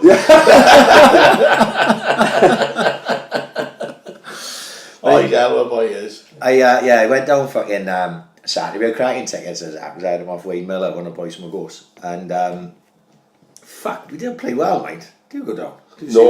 No, I didn't go down. I said my daughter moved into an house last week, so I was happy moving her in. What a middle-aged fucking thing that is, isn't it? Fucking brilliant. I must be quite proud of her, dudes. She's done well for herself. Yeah. She's getting dusty again. Yeah. Turn that film off, for fuck's sake. So my boyfriend's he's away on a training course, so I'm putting all shelving up and all stuff like that. And he came to about 1 o'clock, and I can't be fucking asked. Right, yeah. I can't be asked. He was going out with my brother's wife's birthday in the night as well. So we watched it in the railway. Is it really? Yeah, I didn't go down. Technically, you did see the game, man, didn't it? You know, it's not Oh, yeah. It's fucking. I thought they played well. Well, it's one of those games, isn't it? Like when AU come with that first chance, you know with AU when he takes it down, he comes inside. I'm celebrating. I'm already up. It's a goal. He's trying to place it, didn't he? It's got. But the thing was, because I was in the south stand, and I didn't even see those fucking people on the line. I must be getting old. Just fucking wanking and fucked my eyes up. Because I couldn't even see anyone. I thought he was rolling into an empty net. We knock it up, I'll shut It was like, I had to watch Match of the Day to know how it didn't go in. I know. Do you know what I mean? And it was just chance and a chance and a chance. And then to concede such a fucking poxy goal. And I gotta be honest, Norton was like a cunt, right? I don't know if we could blame him so much maybe for that goal. It was like a fucking. I'm not his biggest fan, but I felt so sorry for him. I didn't really get on. I didn't really think, oh fuck, that's why he was a cunt. There was plenty of other things. Plenty of other games. Well, and Saturday, I think just after he scored the own goal, they got the ball out him on the right hand side, and I said myself, that he'd been isolated a lot on that right hand side this season. He's looking to go up a line and he got nothing to it. He's negative. And he's negative as fuck. He's come back inside on Saturday, right? He's turned back inside and Fernandez is probably 15 feet away from him. He only got a roller ball in his feet, and I don't even know how he did it. He hit the ball and hit Fernandez in the throat. Right, it's like Fernandez. Oh yeah, it bounced off him, didn't it? And dropped down, and then ended up fucking in a dangerous position because Fernandez just had to like slice it into the fucking crowd. You're going, all you had to do was roll a ball inside. You twat, what are you doing? You know what I mean? And he didn't have a fucking great game Saturday. And people saying they're like, oh, you know, you'll have people go, oh, well, he's a fucking scapegoat, Norton. Do you know what I mean? Everyone's getting on his fucking case. Look. If he was playing well, no cunt would give him shit today. At the end of clamouring for Conor Roberts, isn't it? At the end of last season, Norton played well. He scored a cracking goal up in Sunderland, right? That fucking sealed the game. No, was it the first one or did he score the second one? He scored the second one, didn't he? Up in Laurenti scored the first, and he scored the second up in Sunderland. Crowd went fucking mad. Brilliant day out. You just go in. Where's that Norton? Because this Norton that I see now is not the same fucking guy. But that Norton up there last year, he never had a good season last season. At the end, in the last 4 or 5 games, I thought. Yeah, when we started playing well. But the rocket science is it. If you're playing well, everyone's going to be off your back, and more, not to the point off your back. They're going to be behind you, innit? Everyone knows Fabianski is entitled to a couple of mistakes. Simply because everyone knows he's the fucking bollocks. You know what I mean? Oh, he's the best keeper we've ever had. There's absolutely. Did you see that fucking? There was a poll. I love Roger Freestone. Like there's different levels. Best Swans goalkeeper of all time, and it was Fabianski, Roger, Vorm, and De Vries. That's what it would have been the four. Strong four, like, do you know? Roger shouldn't even be in that bracket. No, but even then, it was Swans legend status. It was Fabianski had about say 75%, and Roger Freestone had about say 10%, and then people had voted for Vorm and De Vries, and someone had like quoted the tweet and gone, anyone who's voted for anyone else other than Lucas Fabianski is a fucking nonce or something like that. That's why I remember it. And I was like, yeah, come on now. We all have Roger Peace. Do you think greatest keeper ever? For the Swans? Fabianski. Yeah, without a shadow of doubt. Di Davis, too much of a clang. Like. They call him Guy the Drop, for fuck's sake. Yeah, I know, but they also called Fabianski as well. Arsenal done that. He won the FA Cup from him. Yeah. No, he didn't win the FA Cup from him. He was in the FA Cup winning team, wasn't he? No, what I mean? Yeah. I'm right now. Fucking hell, do you know what I mean? Easy tiger. But we were just... When you create that many chances, we had obviously Daniel Paddy and Di Brown on last week, big Everton fans, and they were telling us, especially Daniel, because he's very fucking staunch how shit they are, right? And I was like, mate, I've been saying to him for a while, I said, you can't possibly be that bad. Look how much quality you've got in your fucking team. I know. You can't possibly be that bad. And he was like, trust me, mate, we are fucking awful. I know he was fucking right. They were shit. But aren't they? They're shitter than the team should be, innit? Yeah, Didn't make sense. Like Fat Sam is running around now saying to everyone, I kept them up. That's fucking bollocks. There's no way Everton were ever going down. No fucking way. Koeman weren't taking them down. Was it if Koeman had stayed in the job, they'd be as bad as they are now. But there's no way Fat Sam kept them up. Not a fucking million. Well, all them players, they got a good side on paper. Like, you know what I mean? Fucking hell. Yeah. Well, do you know what they did? Nobody did, right? They we equalised. Deservedly fucking scored, do you know what I mean? We should have been about fucking 5-1 up at the time. And he took off Balassi, who was quite... I know Daniel Paddy gave him shit last week, but he was quite threatening. Because he was on Norton's side for fucking starters, and he was quite direct with the ball. They took Balassi off and put a defender on and went to 5 at the back with about fucking 15 minutes left. Against Swansea, like. Against the Swans. So if you were an Everton fan sitting in the crowd, you're going, are we shutting up shop to draw with these cunts? Yeah. Right?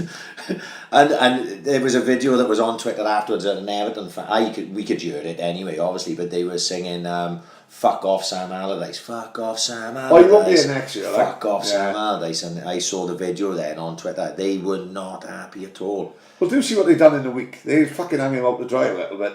They sent out a survey to 500 fans. No, like they must be fans who know, like Jack Army members, and they sent out a survey out of 10. How would you rate Sam? Out of 10, how do you rate the atmosphere in the ground? They sent like a survey out to fans. Oh my word! Now, if you send out a survey to fucking a body manager, you're hanging him out to dry, right? Yeah. Because it's the fucking it's the TripAdvisor fucking thing. Yeah, unless you're confident as fuck. Who the fuck, right, votes for any shit like that? Unless it's on Twitter and it's literally in front of you like that. I don't know the only people who vote are the ones who will fucking moan. No one will ever say, he's doing a fucking great job, or this restaurant is fucking brilliant, so I thought I'd write on here. You're only going to write to complain. So what the fuck was he thinking, fucking hanging him out to dry like that? I don't know. You know what I mean? Well, I can see their fucking point of view, because Everton were fucking stinking. They were fucking bad. And we played quite well, and Jordan Ayew does make a fucking difference. Oh, to me, he's the strongest player we've had for a long time. People bounce off him. Yeah. He doesn't look like... I think he's better than Llorente. Not as good as... equally as good as I think so. Well, no, when he was at West Ham. Yeah. No, he's at West Ham. He had, 16 headers in a row. Andre as well, Jordan. He had 16 headers away in a row from corners. Yeah. That's the record in the Premier League. Fucking hell. He had a couple of chances. He just needed to lash at a couple on Saturday. The one where he hits middle, he got down low, didn't he? Either side, the keeper's got to make a good save. It's the same as, do you see that thing about fucking shocked me about Firmino? Oh, the stats today. Yeah, he's made more fucking tackles. Fuck the stats. Yeah, I know. But was it any other player or any other centre forward? Was any other player, wasn't it? Like he's made 60 odd tackles as a number 9, as a centre forward. Yeah, that goes by the way fucking Klopp likes to play. He loves closing down. Yeah. So you know, technically fucking Ian Rush was doing that and fucking 84 closing down the full-backs. It's nothing really new, is it? But when you look for someone like Firmino who thinks pretty little footballer, don't want to like to get his fucking hands dirty. What gender is he though? He's just his own. He's not a gender, like he is his own. He's his own gender. Yeah, he's not quite sure. Yeah. But I was fucking screaming for to get Tom Carroll off the pitch. Right, he was fucking. I thought he played well last year, mind. I thought he had a good season last year. This season, mate, it's a different Tom. I thought he was going to be the replacement for fucking. Well, he was just non-existent on the left-hand side, and I see the ball coming up, and like I say, I got the kids with me. I goes, they got to be taking Carroll off. And my boy going, yeah. He said he hadn't done anything. Looks all they had. They take Key off. No, in fact, it's not like Key had done a fucking lot either. But they took Key, and I'm going, what has this guy got on the management? They keeping him on the side, and then he went and set up a goal, and didn't he? But did you see that? I hope he did not try to pay it off as a pass, because when he's come into his chest, I'm going to myself, don't hit it, because it's going to end up in a crowd. And then he screwed it across, and I couldn't even. Do you know? Because I was watching him, I didn't see AU here, and I go, what the fuck is that? And then it's landed straight at AU, and he's fucking buried. I think he's got to amend that. No. But the only thing is, right? Hear me out now. There's not enough power to strike down a goal, is there? Surely. But his decision making is shite. No, I know that. But he's got to have made that pass. No, fucking. There's no way in the world. He's left-footed, right? He's left-footed. What I'm saying is, it can't be that. He can't be that bad. No, he can't have hit it towards goal, surely, because otherwise he's fucking 20 yards wide. That is exactly what I know. Because if you think about it, right? Think about it from a footballing point of view and yourself, right? If that ball comes into your chest, you spot that pass. I make it Rosette. Well, nobody would have made it. Yeah, you will. But even the pass, even if you may have overhit the pass or whatever, not the style in the way the ball went across. Because if you get it right, you chest it and you hit it, it goes like an arrow over the way. It took about 3 different fucking loops before it landed at fucking AU's feet. He tried to shoot the cunting thing. That's why it landed the way it did. If he dropped it in and he dropped out and he side footed it over. The finish was fucking take nothing away. The first touch and bang, and the keeper didn't have a fucking sniff. I thought at first Pickford fucking got his hand to it, but when you see it back, he fucking didn't. But it was a fucking great finish. When he first hit it, I thought the keeper should have had it. But it's just a great strike. But no, he's hitting it, and he's fucking nowhere near it, is he, to be honest? Pickford done alright. He was probably the best fucking player. Like I've seen Rooney now over the years, because obviously this was 7 years in the fucking Premier League. I've seen Rooney a lot of times, and I've always liked Rooney as a footballer. I've always been impressed. Rooney looks to me like one of the boys, isn't it? You know, he's a granny shagging, cracking footballer. White shag grannies. White shag grannies. Yeah, we're going to get the young ones. Yeah, this is the fucking. What baffles me about Rooney is his missus just will not leave him. No chance. He has pass after pass after pass. Like he gets caught with a bird in the car and has a crash on the way home, and he still fucking gets away with it. How the fuck do you manage that? Like, you know. She should have binned him the minute Phil Bardsley knocked him out in the fucking kitchen. kitchen. That was a call. I know. She's like, he didn't knock his fucking head on Nicky Bedell's granite worktops. that would have been the fucking end of it. But it just looked to me like he's phoning it in. You know, he was just there to finish his career. He dropped off a play and he picked the ball up in loads of space on a number of occasions, but never did anything with it. It was like, if I get it here and I ping a 30-yard sideways ball over the head and people think I'm doing something. That's the way it seemed. He never once, like the Rooney, do you remember the Rooney? I know he can't possibly be the Rooney that came in at 17 or 18 because it's just father time. But he never once got that ball in that space and went, do you know what, I'm going to have 10 yards here. And just fucking got his head down and went at someone. You know, like he used to do at United, he'd beat people. He never once did that. The 30 yards. He's quite quick in mine, though. Remember that debut? I think it was against Fenerbahce. He scored the hat-trick. If you look at like a couple of the goals, he's running onto it, and as you said, over 10 yards, he was fucking pacey. Like, you know, granted, he was only fucking 20 or. Like I say, I'm not saying that he should be fucking beating players.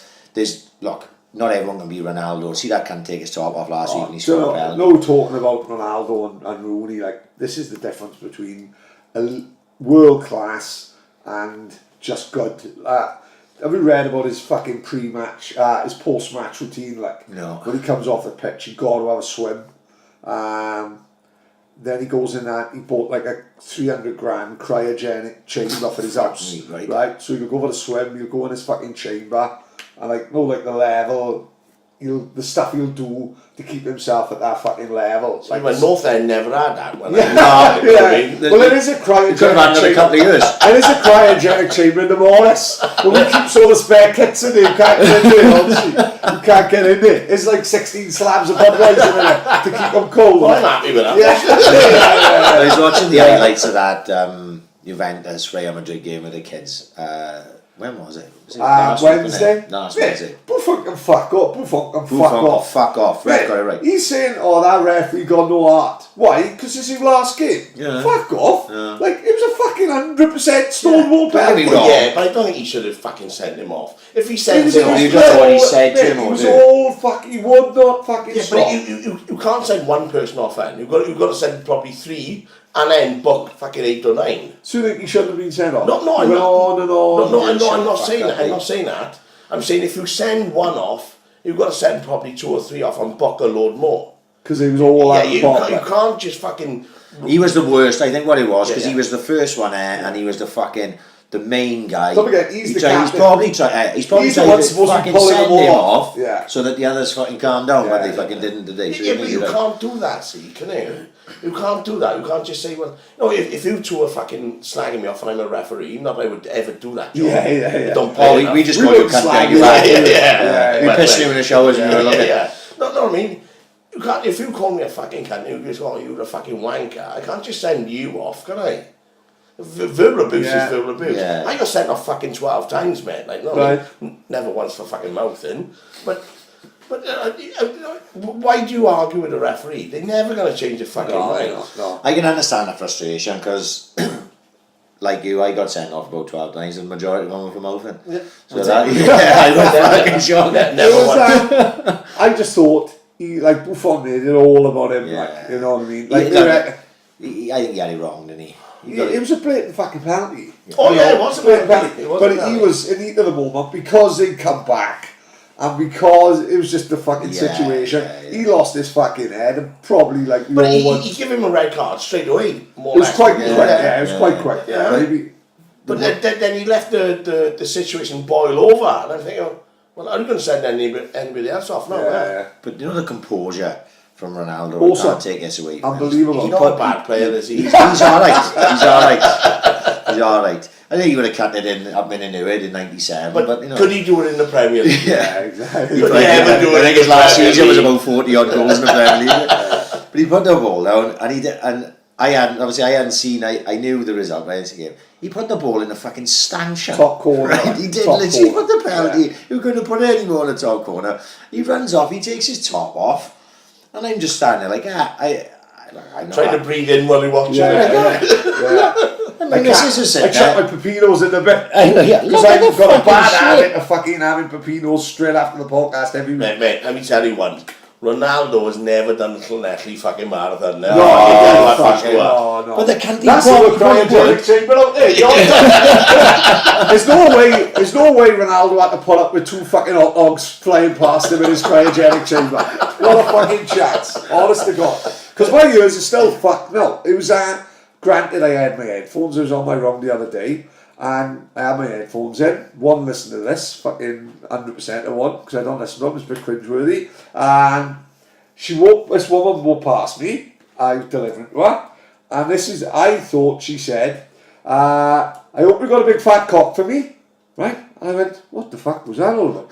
Right? And that's honestly what she said. She said, hello Posty, I hope you got a big fat cock for me. Pulled out the headphones, I said, alright, I think could you say that again? She said, I hope you got a big fat check for me. I went, thank fuck for that. I fucked for 2 minutes and I thought, fucking hell, this round could take me 10 hours today. How much is a check for? I with a cock instead. I hope that's a big fat check for me. Oh, thank fuck for that. Gonna make a couple of phone calls, get someone's cock down there. Give Louis a ring. How much is a check for? Yeah, fucking hell.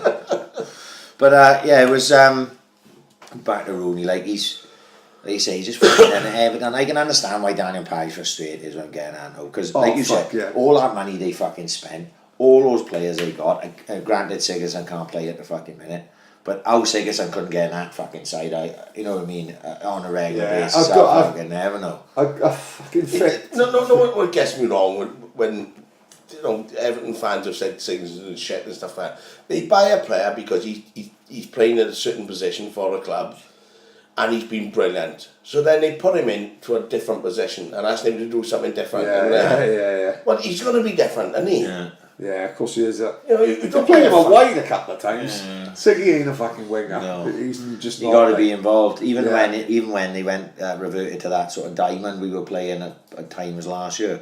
He was playing on like the left hand side of it. He kept coming inside, didn't he, and narrowing it because he's naturally a number fucking 10. And you know he wants to strike the ball, doesn't he? He wants to get involved. He wants to get right outside the box. Rooney can only, from what I saw on fucking Saturday, I can't say about any other games because I can't say I've seen Everton that much, but Rooney's only playing on his name at this fucking point. Because you can't tell me, I know Sigurdsson's injured, but let's say Sigurdsson was fit. There's no way you would play Rooney in front of Sigurdsson in my eyes. No, not if you didn't know the two players. Like the spaces and the position. Well, for one, Rooney was too fucking deep, but further up the pitch when he was getting the ball, Sigurdsson would have done more with it than. I say though, as a deeper player, Rooney is fucking head and shoulders above him. Yeah, as a defensive player. They didn't play him as that in that game. Do you know what I mean? Agree. But he came in and played that position where they really needed him further up the fucking pitch. Are we all back to worrying a little bit though? 100%. Because it's fucking seen how tight having watched that fucking game, like as you said before the game, and I said this on Twitter, as you said before the game, we'll draw 1-1. I'd have taken it probably. Yeah, of course. But having watched the game and the way we played and how bad Everton were, it was like. But then there was a time when we were 1-0 down. What have we got? Leicester 0, Southampton 0, Chelsea 2, Burnley 1. We need Leicester to beat them, don't we? Yeah. There was a time where I didn't even think we were going to get the 1, so I was sort of like fucking chuffed to even get a draw, but at the same time it was 2 points dropped. It was like mixed fucking feelings on it. But only a few weeks ago we were thinking we fucking dead and bad. Yeah. To be honest, right, you know, if we did go down, I hope we fucking done. Right? If we did, it's not going to be the end of the day for me. I'll still be fun. Absolutely not. I'll still be there. It'll be more fun. It'll be more fun. I've seen some of the fucking teams there. Some good away days. I'm telling you now, right? I was tweeting Millwall fans a few weeks ago. Don't dream about the Premier League because it's all what it's not. It's not what it's all about. No. The best fun you have as a football fan is fucking down the bottom. In the third division, not everyone will go there again. Yeah, not to do one. But if you're as you said, it's not the end of the world, is it? As long as your club is it. Don't forget, we nearly went fucking out of business. Imagine Swansea not having a club. You know, which to me, I thought. Was you there that day? No. Mate, it was fucking horrible. It was absolutely... The Hull. Yeah. It was absolutely horrible. Everything was going through everybody's minds. It was the worst and best day that you could ever have. It was the longest day, wasn't it? Yeah. I mean, it was horrible. Fucking hell. Oof. Because there was, when we were... Michael Howard was like a cunt that day. He listens to this podcast, we don't know how him on. Coming on next week, twat. I don't care, mate. He was like a cunt. Sorry, Mike. Steve's views are his own. Amazing. Steve's views are his own. It was, like I said, I thought, by spending all this time in the Premier League, I thought, as a club, you set up for life. Yeah. So, I don't think you'll ever go out of business. I thought, this fucking period will make us have a club in Howe City all throughout my lifetime. But now, I'm not so fucking sure now, because the club is known by us, what I mean? It's by these Americans who don't really give a fuck. Total business. It's all a business for them. That's their plan. Whereas when they was owned by our lot, you thought, this club is fucking set for life, like this fucking period will, and all of a sudden they're saying, they haven't got that much money in the coffers, and I was thinking, it's a laughing joke, innit? I thought we had 90 million there. I thought we'd be getting relegated and have fucking 50 million in the bank. In green, not fucking in the red. I personally think, anybody in the Premier League that gets relegated shouldn't have any fucking money. You've been given fucking loads of money. And I said you shouldn't have a parachute payment. No, I agree with that. It is unfair, isn't it? And the parachute payment was there for you to contain them players that took you down on their high wages, but it's all in their contracts. So it's there for the club to cream off all that anyway. So that's why I'd love to see Millwall go up, like, because they had no parachute payment. They've done it from the fucking, like, Acton and Stanley. Do you see it in the week? Like, they're the lowest paid fucking players in the fucking league, and they got the League One. The only thing that fucking pissed me off about that was there was a guy on the bench. He must be in sub. And he had a pitch invasion, and the sub come on, carrying his fucking phone. And I thought, for fuck's sake, like, enjoy your just fucking. Go and enjoy it'll yourself. never happen to you again. Like, enjoy it, like. And he ran on with his fucking phone. Seen the Inter Milan, I've seen the. That is nonsense. Nah, they had the numbers on the back of the shirt. They didn't have the names. They had the Instagram fucking names, like. So oh my god! So at fucking Felipe Inzaghi, fucking Doctor. Fucking hell, man. Fucking modern football. Doing? Well, another modern football thing, actually, I got asked this a while back when we did the Ask AIC thing by Lee Adams, and he reminded me again, he wanted to us to fucking talk about it. So I've seen it, Right? This is another modern football thing. I'm sure we'll all have the same opinion on it. Is semi-finals at Wembley.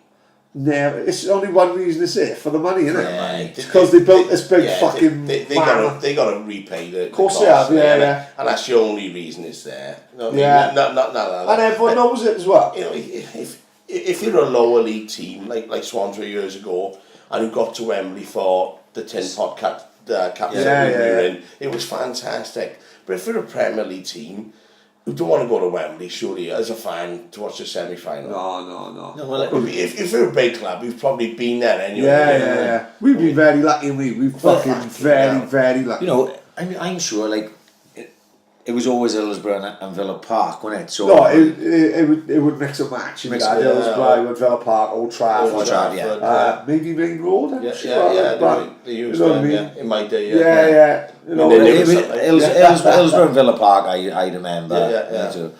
But surely if you put, let's say, what's Villa Park? Let's say 40,000. That atmosphere on semi-final day must have been fucking mental. Oh, awesome. Right? And taking away the tragedy in Hillsborough. I bet Hillsborough on fucking semi-final match day was fucking mad. I don't think you recreate that in Wembley on a semi-final. No, don't do it. You don't recreate that in Wembley on a fucking final, let alone... Well, what it is as well, with all the Wembley games as well, there's so much corporate hospitality. So the clubs, if this was at 90,000, 80,000 or whatever, so you're only going to get probably 25,000, 30,000 tickets each anyway. So all the sponsors get them. The sponsors should have them because they are paying. They are paying the money. And don't forget, right? If the sponsors are there, they'll probably give the tickets to, if it's like Coca-Cola, for instance, to if it's Leeds, they'll probably. A load of Leeds fans will get them tickets. That's the way sponsorship. That's the way sponsorship happens, doesn't it? You know, people in Middlesbrough aren't going to have them, are they? No.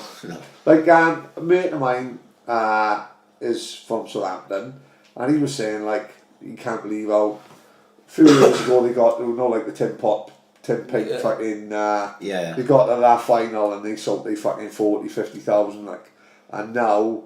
They are semi-final on Saturday. I think they won the semi-finals, isn't it? I'm sure something happened. What is it? This Spurs and Chelsea, no? No. Chelsea got Southampton and it's Spurs and Man United. Right. Southampton have sold 25,000 tickets for this cup semi-final at Wembley, like. And the other year they sold 40,000 for the fucking Johnson's Plate Trophy. Like. Because and it doesn't help that they put it at random times of fucking day where. Southampton's probably not too bad, but I know the northern sides, they have trouble getting back. Of course they do. You know what I mean? And that's the worst thing as well, because they put them at times that they don't care about the fans. They put them at times because they can sell it overseas. Of course. So if it is Newcastle or something like that, it could be 5 o'clock. Perhaps they can't get home. Well, the one about them, like the FA and that not giving a fuck about fans. 2 things this week come up, right? The safe standing thing. They totally fucking threw out, said they're not interested in it for the time being, and that's fucking gone. Now every fan I fucking speak to would like to see it back in, right, safe standing. And the other thing they've agreed to is a winter break is definitely happening. Now that is exactly what every fan doesn't want. Yeah. So the thing that the fans want, they bring it in 100% from next year. And the thing that the fans do want, they just fucked off. So Have you been in a safe standing in Celtic? No, I haven't. Yeah, it's in it's the Green Brigade are there, and it's hard to get there unless you got fucking no people there. Know someone like. Well, that is the most popular part of the stadium. No seeing there. Like, we were there in last January, me and Dan, and seeing them erupt when they go down and they sing and they just shout, mate, there's no finer fucking place. Probably Dortmund only. Yeah. Is only better. Well, then he's in a safe standing in Celtic.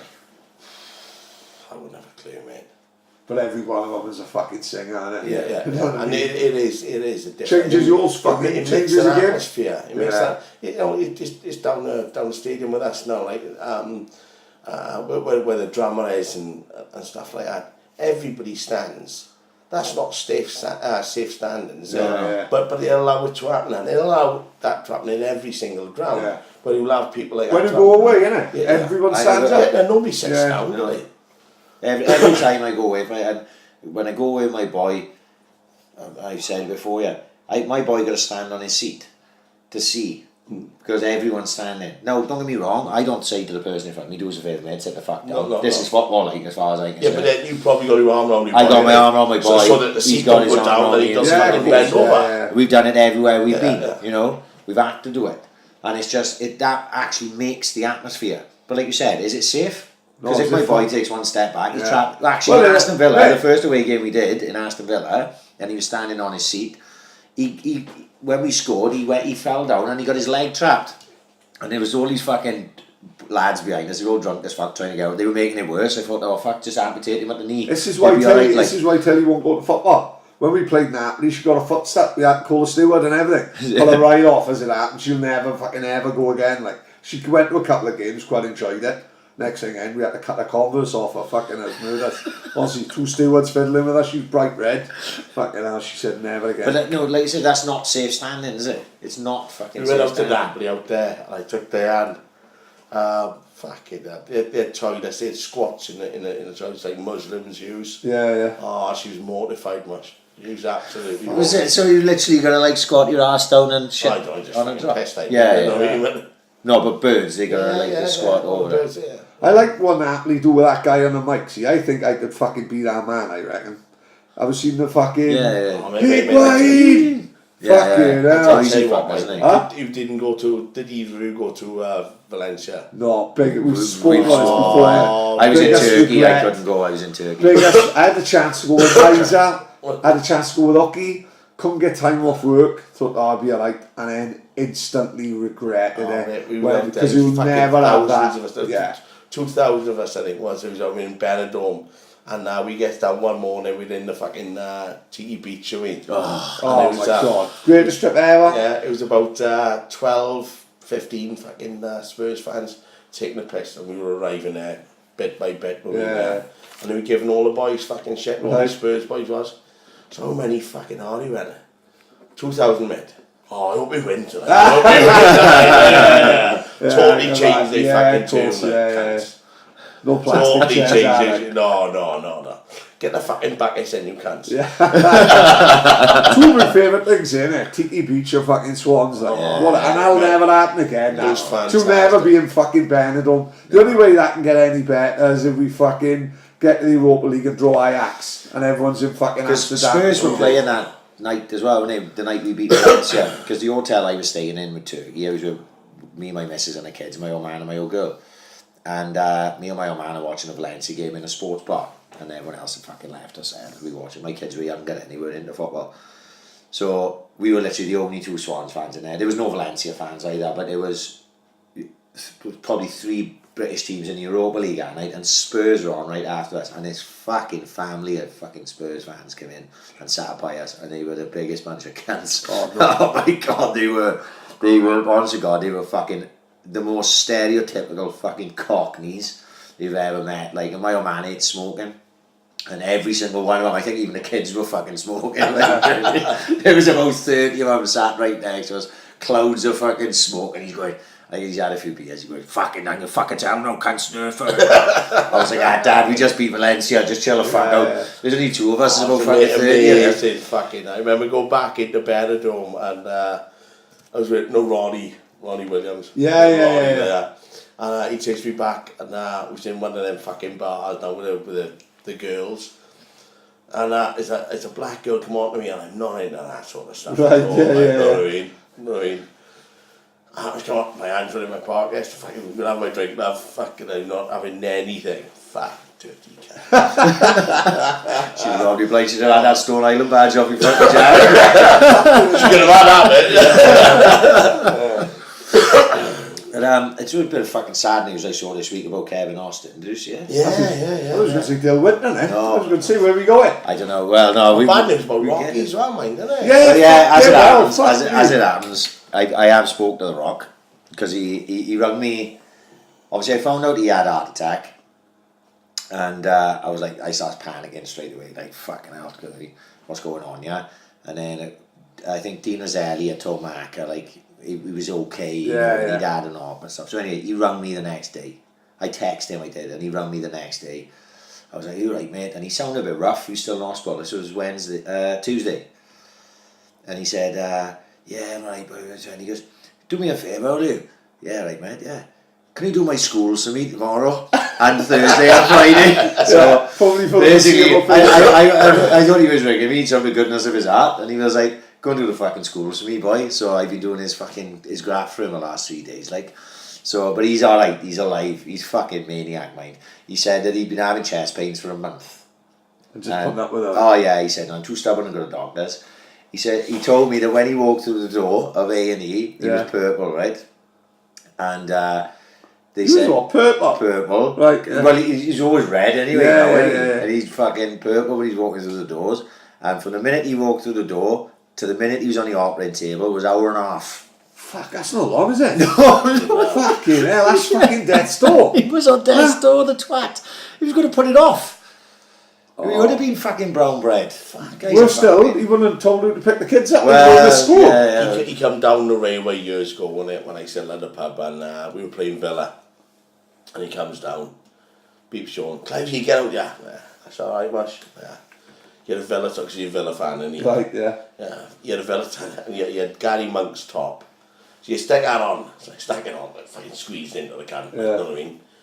There you go, so he said, we'll have a photo. He said, right, no, take it off, put the Villa top on. I went, no, fucking He just looked at me, alright, yeah. Next thing, we've got a Davey Atkinson tattoo on his fucking on his wrist. So what's the deal with Austin? He's alright, but there was, like, I got sent a link.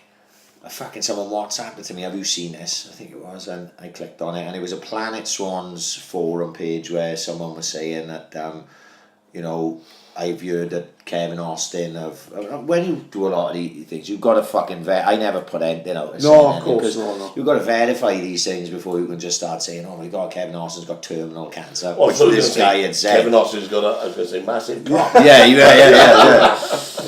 And and I was like, fucking hell. So then it started on Twitter, and it was like terminal cancer, you know what I mean? But it seems to be, touch wood, it's not as terminal as that, because he put out a post saying that they're dealing with it. They're dealing with pancreatic cancer, which, truth be told, is not the best cancer you could possibly have, from my limited knowledge on that subject. But he seems to be dealing with it. So I always like Kevin Austin. Cult hero, absolutely Great player for us as well. Absolutely great player for us. There'll be players over time that you'll know, and I say this about Adrian Forbes, is you knew he didn't have the most fantastic talent in the world, and Austin, but you knew that every time he went on a pitch, he gave you his bollocks, like, you know what I mean? Yeah. And Kevin Austin never let us down. In any circumstances. I always had a lot of time for Kevin Austin, and I fucking wish him all the best massively, like, do you know what I mean? Because it's something to go through, because he can't be an old man. Fuck me, he's got to be my age. You know what I mean? Do you think so? Yeah. Well, I feel older than you. 38. He got fucking hell. He's only just retired for maybe 4 years. You know what I mean? I forget how fucking old I am. It's not old to have that type of thing, you know. How old you are, right? I got fucking trainers older than you. Where the fuck do you keep all those trainers anyway? Oh, fucking the bedroom, don't start that fucking... We've got one of them walk-in closets, like cribs. It's like Kim Kardashian's house when you go to Claysies. Do keep them in Hey, the box. no niggas in my fucking house. Do keep them in the box. Do keep them in the box. Yeah. So you're a proper trainer collector then, really. Like, you can go years without wearing them. Yeah. Fuck, see, that's that. I haven't got the time or fucking patience for that. Oh, See, I'll wear them into Probably the got ground. years with a fucking seed. all the money. Fuck. How many pairs do you reckon you got? 80 odd. 80 80 odd. odd. Easy 80 odd, yeah. And they going back as far as... I don't know. Early 90s. Jesus Christ. But now we can get them touched up now, can you? Yeah. You know what I mean? What about So the I thought trainers? he's back on the saddle. trip. I can take it down like Levi Asadi got that place where you can make them fucking as good as new, like, which for you must be fucking amazing. You've not sold nothing up then. They aren't just like, fuck. My dear daughters are the best. Yeah? And the Borg Dublins. Elites, like. Yeah. Because they reissued like the Dublins, didn't they? But Yeah, not the yeah. fucking same, like. But they must be worth a few quid now if you put them up. I know they wouldn't. No, But I wouldn't sell them. I over the years, I had, was it about 3 years ago, I had 5 Belstaff jackets, and I sold them. I got one left. I think, what the fuck they sell them for? Yeah, that'll happen to me And before. I'm thinking, I'll never sell fucking clothes again. Fuck Because that. they comes back round, like. Yeah. My missus got a few we fucking painted Tilly's fucking wardrobe, and at the back, at the top, we pulled some stuff out, and it was like, Dawn had 2 like Burberry Max, and 2 bags. Now they've been at the back of this wardrobe for fucking 10 years, like, no, simply because they went, when you had that famous picture of Daniela Westbrook with the fucking head to toe Burberry, the kid was in Burberry, the fucking dog had Burberry, you know. Probably the worst advert ever. Oh, for fucking, yeah, or yeah, the biggest one for Aqua Scooter. Yeah. And like, I fucking killed it, and but now it's like, it's back with the posh people now, Burberry, like, you know, if you've just got the Burberry on the sleeve, like, it's back, so they're not back in, but for the posh people now, it probably never goes up, but now their bags would look fucking brilliant for my missus, and she'd have probably fucking thrown them 5-6 years ago if we'd have fucking seen them. So that's how we always, like my barber jackets, I tend to give a couple to my old man, because I know they'll recycle and they'll come back to me when there's my old man wears them fucking ferret and you've got to have them dry cleaned. He comes back, I'm in a fucking horse shit. I remember buying fucking years and years ago, I bought a Stone Island denim jacket, right? This was fucking hell, honest to God. Like fucking bewitched, you guys. But yeah, I know. I bought it and I must have worn it once, because what I didn't realise was you could match it with football. No, I bet, yeah. This was when they had that spell. So like fucking shaking steams. Yeah. And this is when they had that spell where they didn't have the badges on them. It was just with the printed. No, it was just literally the printed Stone Island on the breast pocket. Just the canvas. No, it was literally just Stone Island. No, like Oh right, yeah. The The marine. They did it on the jeans as well. Yeah. And I bought it, and I honest God, I must have worn it one time. I remember I was 20 or 21. I remember wearing it on my 21st birthday, and I put it in the cupboard, and then it was like one of those things. I just left there. It was probably 3 years. I never touched it, and then one day I pulled it out and I gave it to my old man. Oh, my old man thought he was the fucking kid. He was strolling back down the Swans with a Stone Island on like that. You were double denimed up for fucking fun. Funny enough, we were Pre-mark jumping on. talking about clothes. Colin Breen, me and Stitchy was talking about the weekend. Colin Breen actually brought down Tommy Hilfiger, right? Colin Breen made Tommy Hilfiger go up in the wilderness for years. Because if you remember, Tommy Hilfiger, late 90s, it was just coming out. Tommy Hilfiger, they started selling it up in Owls, remember? Yeah. And it was just like the next up and coming fucking label, like, and everyone said, oh, this is going to be massive, it's going to be massive. But Colin Breen had so many Tommy Hilfiger copies before it even come out, right? That the label just fucking went fucking into liquidation and so on. No one could fucking have Tommy. One of Colin Breen's copies had Town Hilfiger on it. Right? Honestly, right? And before Tommy Hilfiger even got into Swansea, Colin Breen had the whole of the fucking city wearing it, like. I remember when we went to Magaluf in '97, it was around that time, right? And we went in one of the proper perfume shops, not the Mickey Mouse ones, it was a proper one. And I bought Tommy Hilfiger fucking aftershave, and you had a free Tommy Hilfiger t-shirt. It was like grey Tommy Hilfiger with the I thought I was a kid. I'm having 2 for 1, yeah. Do you know what I mean? Because I would buy that. I got an original pack of Tommy Hilfiger t-shirt. That's how most makes come out. It's through the fragrances. So I put the t-shirt on, right? The day we came back on a Sunday, and we went to fucking town. So the only t-shirt I had clean was this Tommy Hilfiger fucking t-shirt that obviously everything else I'd worn to fucking death. Put this Tommy Hilfiger t-shirt on. I remember fucking coming from my mother's, Mount Pleasant. We meeting the boys in Martha's. I walks down, this fucking lad here walks up. It was one of the boys, Simon Shaw, who I work with now as happens. He's Mount Pleasant boy as well. And he just goes at me, fucking hell, what do you have, a Cardiff market to do? Honestly, God, I never wore it again. I was what do you mean? What do you mean? It's a flab. He said, everyone's got those fakes. I said, it's not fucking fake. And I started biting like fucking I had a mare. I never wore it again. I can imagine in marketing meetings in like New York in the top of Trump Tower, like Tommy Hilfiger with all his fucking Saatchi and Saatchi marketing executives. I call him Reed this time next year. Yeah, exactly. Why haven't we caught all in Swansea and we've just got CCTV Collins Breed's boots? Well, it's all going to be over soon anyway because we're a Russian nuclear target now. Did you see that? Oh, fuck yeah, who's like number 9 on the list, we? I thought, Jesus. Who, Mark Simpson, who will have to come up and retirement? I was genuine, I was like, oh, fucking hell, we've made it. Swans. Somebody be proud of. Yeah, you say we made it. I told you. My daughter's fucking crying her eyes out though, because we number 9 coming over the hill. Just after Birmingham. You know what I mean? So she's worrying herself to fucking Birmingham should be before us. Absolutely, yeah. Not in the park, though, we got no one to have the semi-finals. She was giving it the old, Dad, we number 9. I'm not going to school tomorrow. I'm thinking, you cheeky cunt, you can't use that as an excuse. She's calling everything off school. We're world's supposed to end today. This is the fucking 18th. We still got 2 hours left. I gotta get pepinos before we fucking get bombed. But I was looking at it and you would think, what the fuck would they bomb us for? I don't think we got here. What they gonna do? I reckon Putin's like that. I want to get rid of all the pound shops in Britain. Or the barber shops. Probably Joe's. Huh? They've gone, you can't. Joe's is the best ice cream on the planet. Yeah, and they all like commercial stuff today. They're all communist and all that. They might have bombed Noab, man, because I went past Noab the other day one day. So what's happening? They knocked the hygiene rating went up. Knocked down my child. Yeah, I see that. What happened? They knocked it down. The hygiene rating went up. Oh, fuck. All you can see was 1 million cockroaches left homeless. Out of order, mate. Where are they going to go? They'll all be at the warehouse now doing funky punk. This is like a fucking institution on it now, well, that was like last man standing, wasn't it? You know what I mean? That was fucking. When was the last time you went in there, though, boys?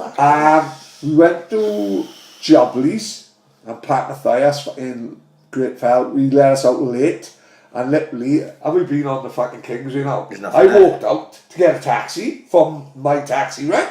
There's no taxis here. Maybe it was one of the first places I ever worked was the Kingsway. Really? Strikeout, yeah. Strikeout? What the fuck is that? See, this is before all time. Steve, what the fuck is strikeout? Can you remember where Quids Inn used to be? Yeah. Right, no, hang on. Original Quids Inn. The original Quids Inn. Mothers before. No. The original Quids Inn was fucking. YMCA? No, the YMCA. Yeah. Was there? Well, that used to be the Bonkers, Mothers. Mothers, yeah. But originally it was Strikeout. A bar, like? It was an American themed bar. I don't remember that. Oh no, I'm talking fucking hell. I left school in 85. Yeah. It was then, and it was a load of us worked there. I was on good coin, and I used to go Mitch, and I never used to go to school. Yeah. And I used to go in there. I used to fund all my fucking Diodora, Tacchini, Fila stuff. And I was earning good coin in there. Strikeout. As a strike. Fucking I remember being Mothers before Quids Inn. As a 15-year-old, I was buying £50 trainers. Fuck's the trainers happening? And what was you doing? Glass collecting and then... Glass collecting, and then working in the kitchen, doing all the prepping, all the salads and stuff like that. People had salads in the 80s. Yeah, I can't remember salads. They don't even know me. You tell me next we were having bottles of water. Bottles of water didn't come up until 1995, Oh, was yeah, it? man, it was a fucking great place to work. Really? Strikeout, yeah. that's a new one for me, Nah, this is a new one for me. Fuck yeah. I used to work in Shades, I did. Remember going 98, into the Shades where they used to have a huge bottle of fucking fizz in there. Shades was amazing. Shades I was loved amazing. it. I loved working in there. Working in there was like a night out. It was fucking brilliant. The thing is, they knew better than to let me go glass collecting. Because if I went glass collecting, I was fucking gone. When Mark Meredith was working there, Mark was younger than me. He was glass collecting, and it was once or twice they let me go with Mark glass collecting. That was it. They didn't see me for 2 hours. Me and Mark was in the middle of the dance floor, like netting birds and stuff. Yeah. It was fucking tremendous. On the floor with one banner. They have no pint glasses, like they gotta serve on cans and everything. There was a glass collector. Yeah. We was doing YMCA on the dance floor, fucking playing arches, like fucking grabbing birds by the box. It was fucking tremendous. The glory days. Bring them days back, I say. Yeah, it's fucking brilliant. No. I don't know if I got it in me. No. I don't know if I fucking got it in me. Big weekend for Swansea. Brett Johns is fighting. Oh fuck yeah. Do you know? He's supposed to be a nice boy, isn't he? Lovely Like fella. nice boy, I met him once. Yeah, he's a nice guy. He's wearing all his store, I don't know, isn't he? Yeah, He just got a good look. Yeah, he finds himself as a bit of a casual. Yeah. Well, he could be top boy if he wanted. Like, never no been one's on going my bus, And if he does, it's still 30 quid, I tell him what. But no one's going to stop him if he decides to Oh, no, go. well, I'll get phone to stop him. He's if he wins this, there's a fish. We're looking at in the top 10 then, I too. Yeah, top 10 then, yeah. This is without a shadow of a doubt his toughest fight. Yeah, but it was his toughest fight since the last fight. Yes, it is literally that. He has done it like gone literally. He's coming across it. He's doing a lot of stuff with local kids and stuff. Yeah. He's getting that out there. He is genuinely from what I know and what I hear of him. Football. Nice, he is. Yeah. And we have tried to get him on. It's not for the one to try in. And if anyone wants to torture him from now on our behalf, tell him I got better fucking Stone Island Jack. Yeah, he's got we'll have a battle of Stone Island and go crazy. I don't want to fight him over it. No, nobody's fighting him. You choked out before you could say strikeout. Yeah. We get asked, like people message me and they go, oh, you should get Brett Johns on, or you should get this guy on, this guy. Trust me, it's not for the one to try in with a lot of things, and I've spoke to Brett a couple of times to come on, and maybe because of the camp and everything, and they go into long, like 3-4 month training camps. Maybe now after he gets his fight out the way, hopefully he's won it. Yeah. And we can do it, like, do you know what I mean? So I'm hoping for that, but I wish him all the best. Tough old fight. Aljamain Sterling's been around a bit, and he's been up and fought higher level guys in Brett. So, like you say, like Paddy says, he has literally from the start of his career has been stepping stone in his way up through the local promotions to to Cage Warriors, and then going international then with Titan, and then getting to the UFC, and he's stepped it up every time he's fought in the UFC. So hopefully he can step it up again and get a win. That's early hours. Saturday morning. 3 o'clock, isn't it? I think he's on the main card, so it'll be from 3 onwards. I think he said 3, didn't he? 3. Someone did ask on Twitter. Yeah. He said 3-4 o'clock. Which So- at the end of the world, that's just when they're on a fucking 6 in the morning. That's tough ones. Yeah, it's I just can't do it anymore. Did we keeping Steve up, mate? Yeah. He goes to bed 8 o'clock. Yeah, He's a fucking early starter, I guess. He puts his strikeout pyjamas on. Doesn't he? He's got a Stone Island band in this as well. He's keeping them just in case strikeout comes back. Yeah. He'll come back. And the other one, Sammy Lee, won the fucking Commonwealth Gold. Fucking I know, unbelievable, yeah. No, that is fucking tremendous. Now, I can't say that I know Sammy Lee at all, or any of the Lee brothers, and they were all good boxers, but I had heard about Sammy a couple of years ago about how good he was, and that they were bringing people from away to spar with him because he was just bashed everyone around here. They couldn't put boys around here in with him because he was hurting them, and he would bring in boys in to spar with him, and he was bashing them. Yeah, he was down the Premier, and he was bashing them as well, and then he obviously won the Commonwealth Junior Gold Medal, and now he's gone and won the Commonwealth fucking gold medal, which is obviously it's an international title, like, you know what I mean? It's literally the next step is the Olympics. Yeah. You know? Unless he turns over before the Olympics, like, you know. When's the next Olympics? Because what are we now? 2012, 2016, 2020. What are we at now? 2 years. He's still young, no? See. Yeah, of course. Yeah. The thing is, it's a chance you take. If you turn over now with someone like Eddie Earn and Matchroom or Frank Warren, you've got a chance. But if you turn over now and you just go with a sort of local, if you turn over with anyone other than them, then you're probably going to get left by the wayside unless you really do. If you're really good enough and you do smashing people on the way up, he'd be as well off taking his chances going to the Olympics. And then you're in him. You know, imagine he went and won Olympic gold. He writes his own ticket then. Yeah. You know what I mean? He's worth. You know, whatever. You know, these guys. You look at these guys that haven't even won gold medals, hadn't even won medals at the Olympics. Yeah. Josh Kelly's and Boatsi's and this and that. You know, they can have massive pro careers. They are, like, you know. So I wish him all the best. Like, and he's obviously a very fucking talented guy. I was told actually this week that there's a younger brother again. No way. Yeah. Because that Sonny does a lot, no fairness. He fights professionally and he gives fucking 3/4 of his money away to local charities. Yeah. In all fairness to him, like, it's a fucking great gesture, like, you know. I don't know Sonny and Mano, but apparently they've got all the ability. Do you know what I mean? It's just they turned and they didn't have the Commonwealth type of thing behind them, maybe not that backing and not the right promoters, I don't know. You know, if we listen to the TTLO podcast and, you know, James Lilly, who's been on with us in the past, it's a tough old fucking game down there in the boxing if you're not in there with the big guys giving you the promotion. With the backing, you know what I mean? We've got to have the backing. It's got to be hard, isn't it?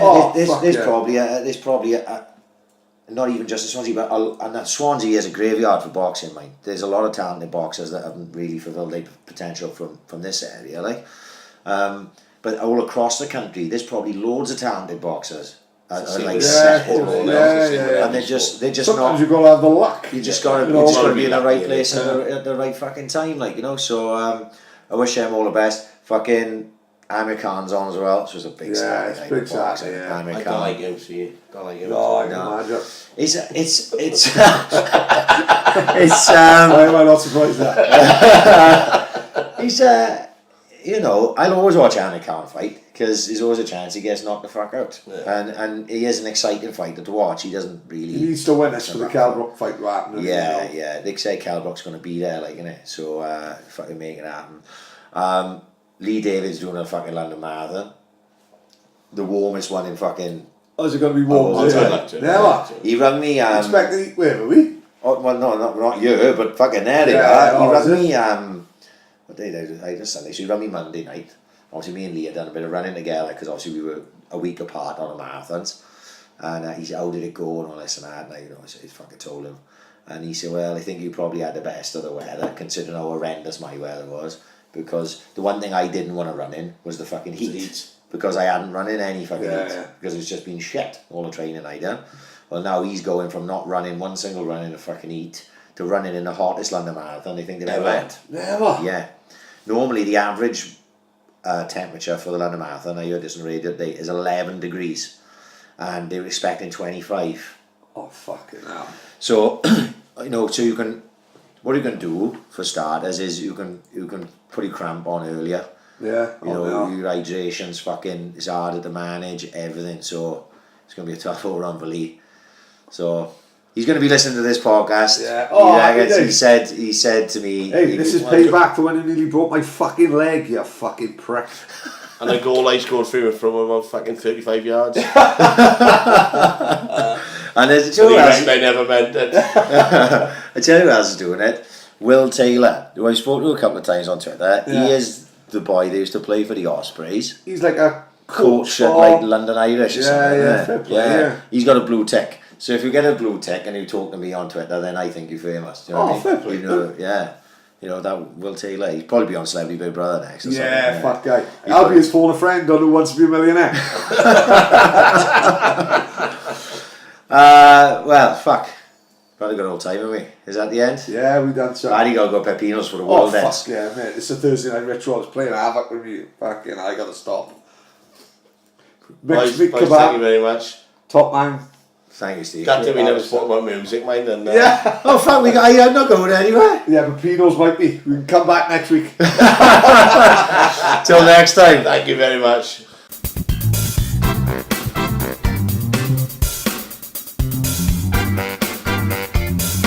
Ambition is critical.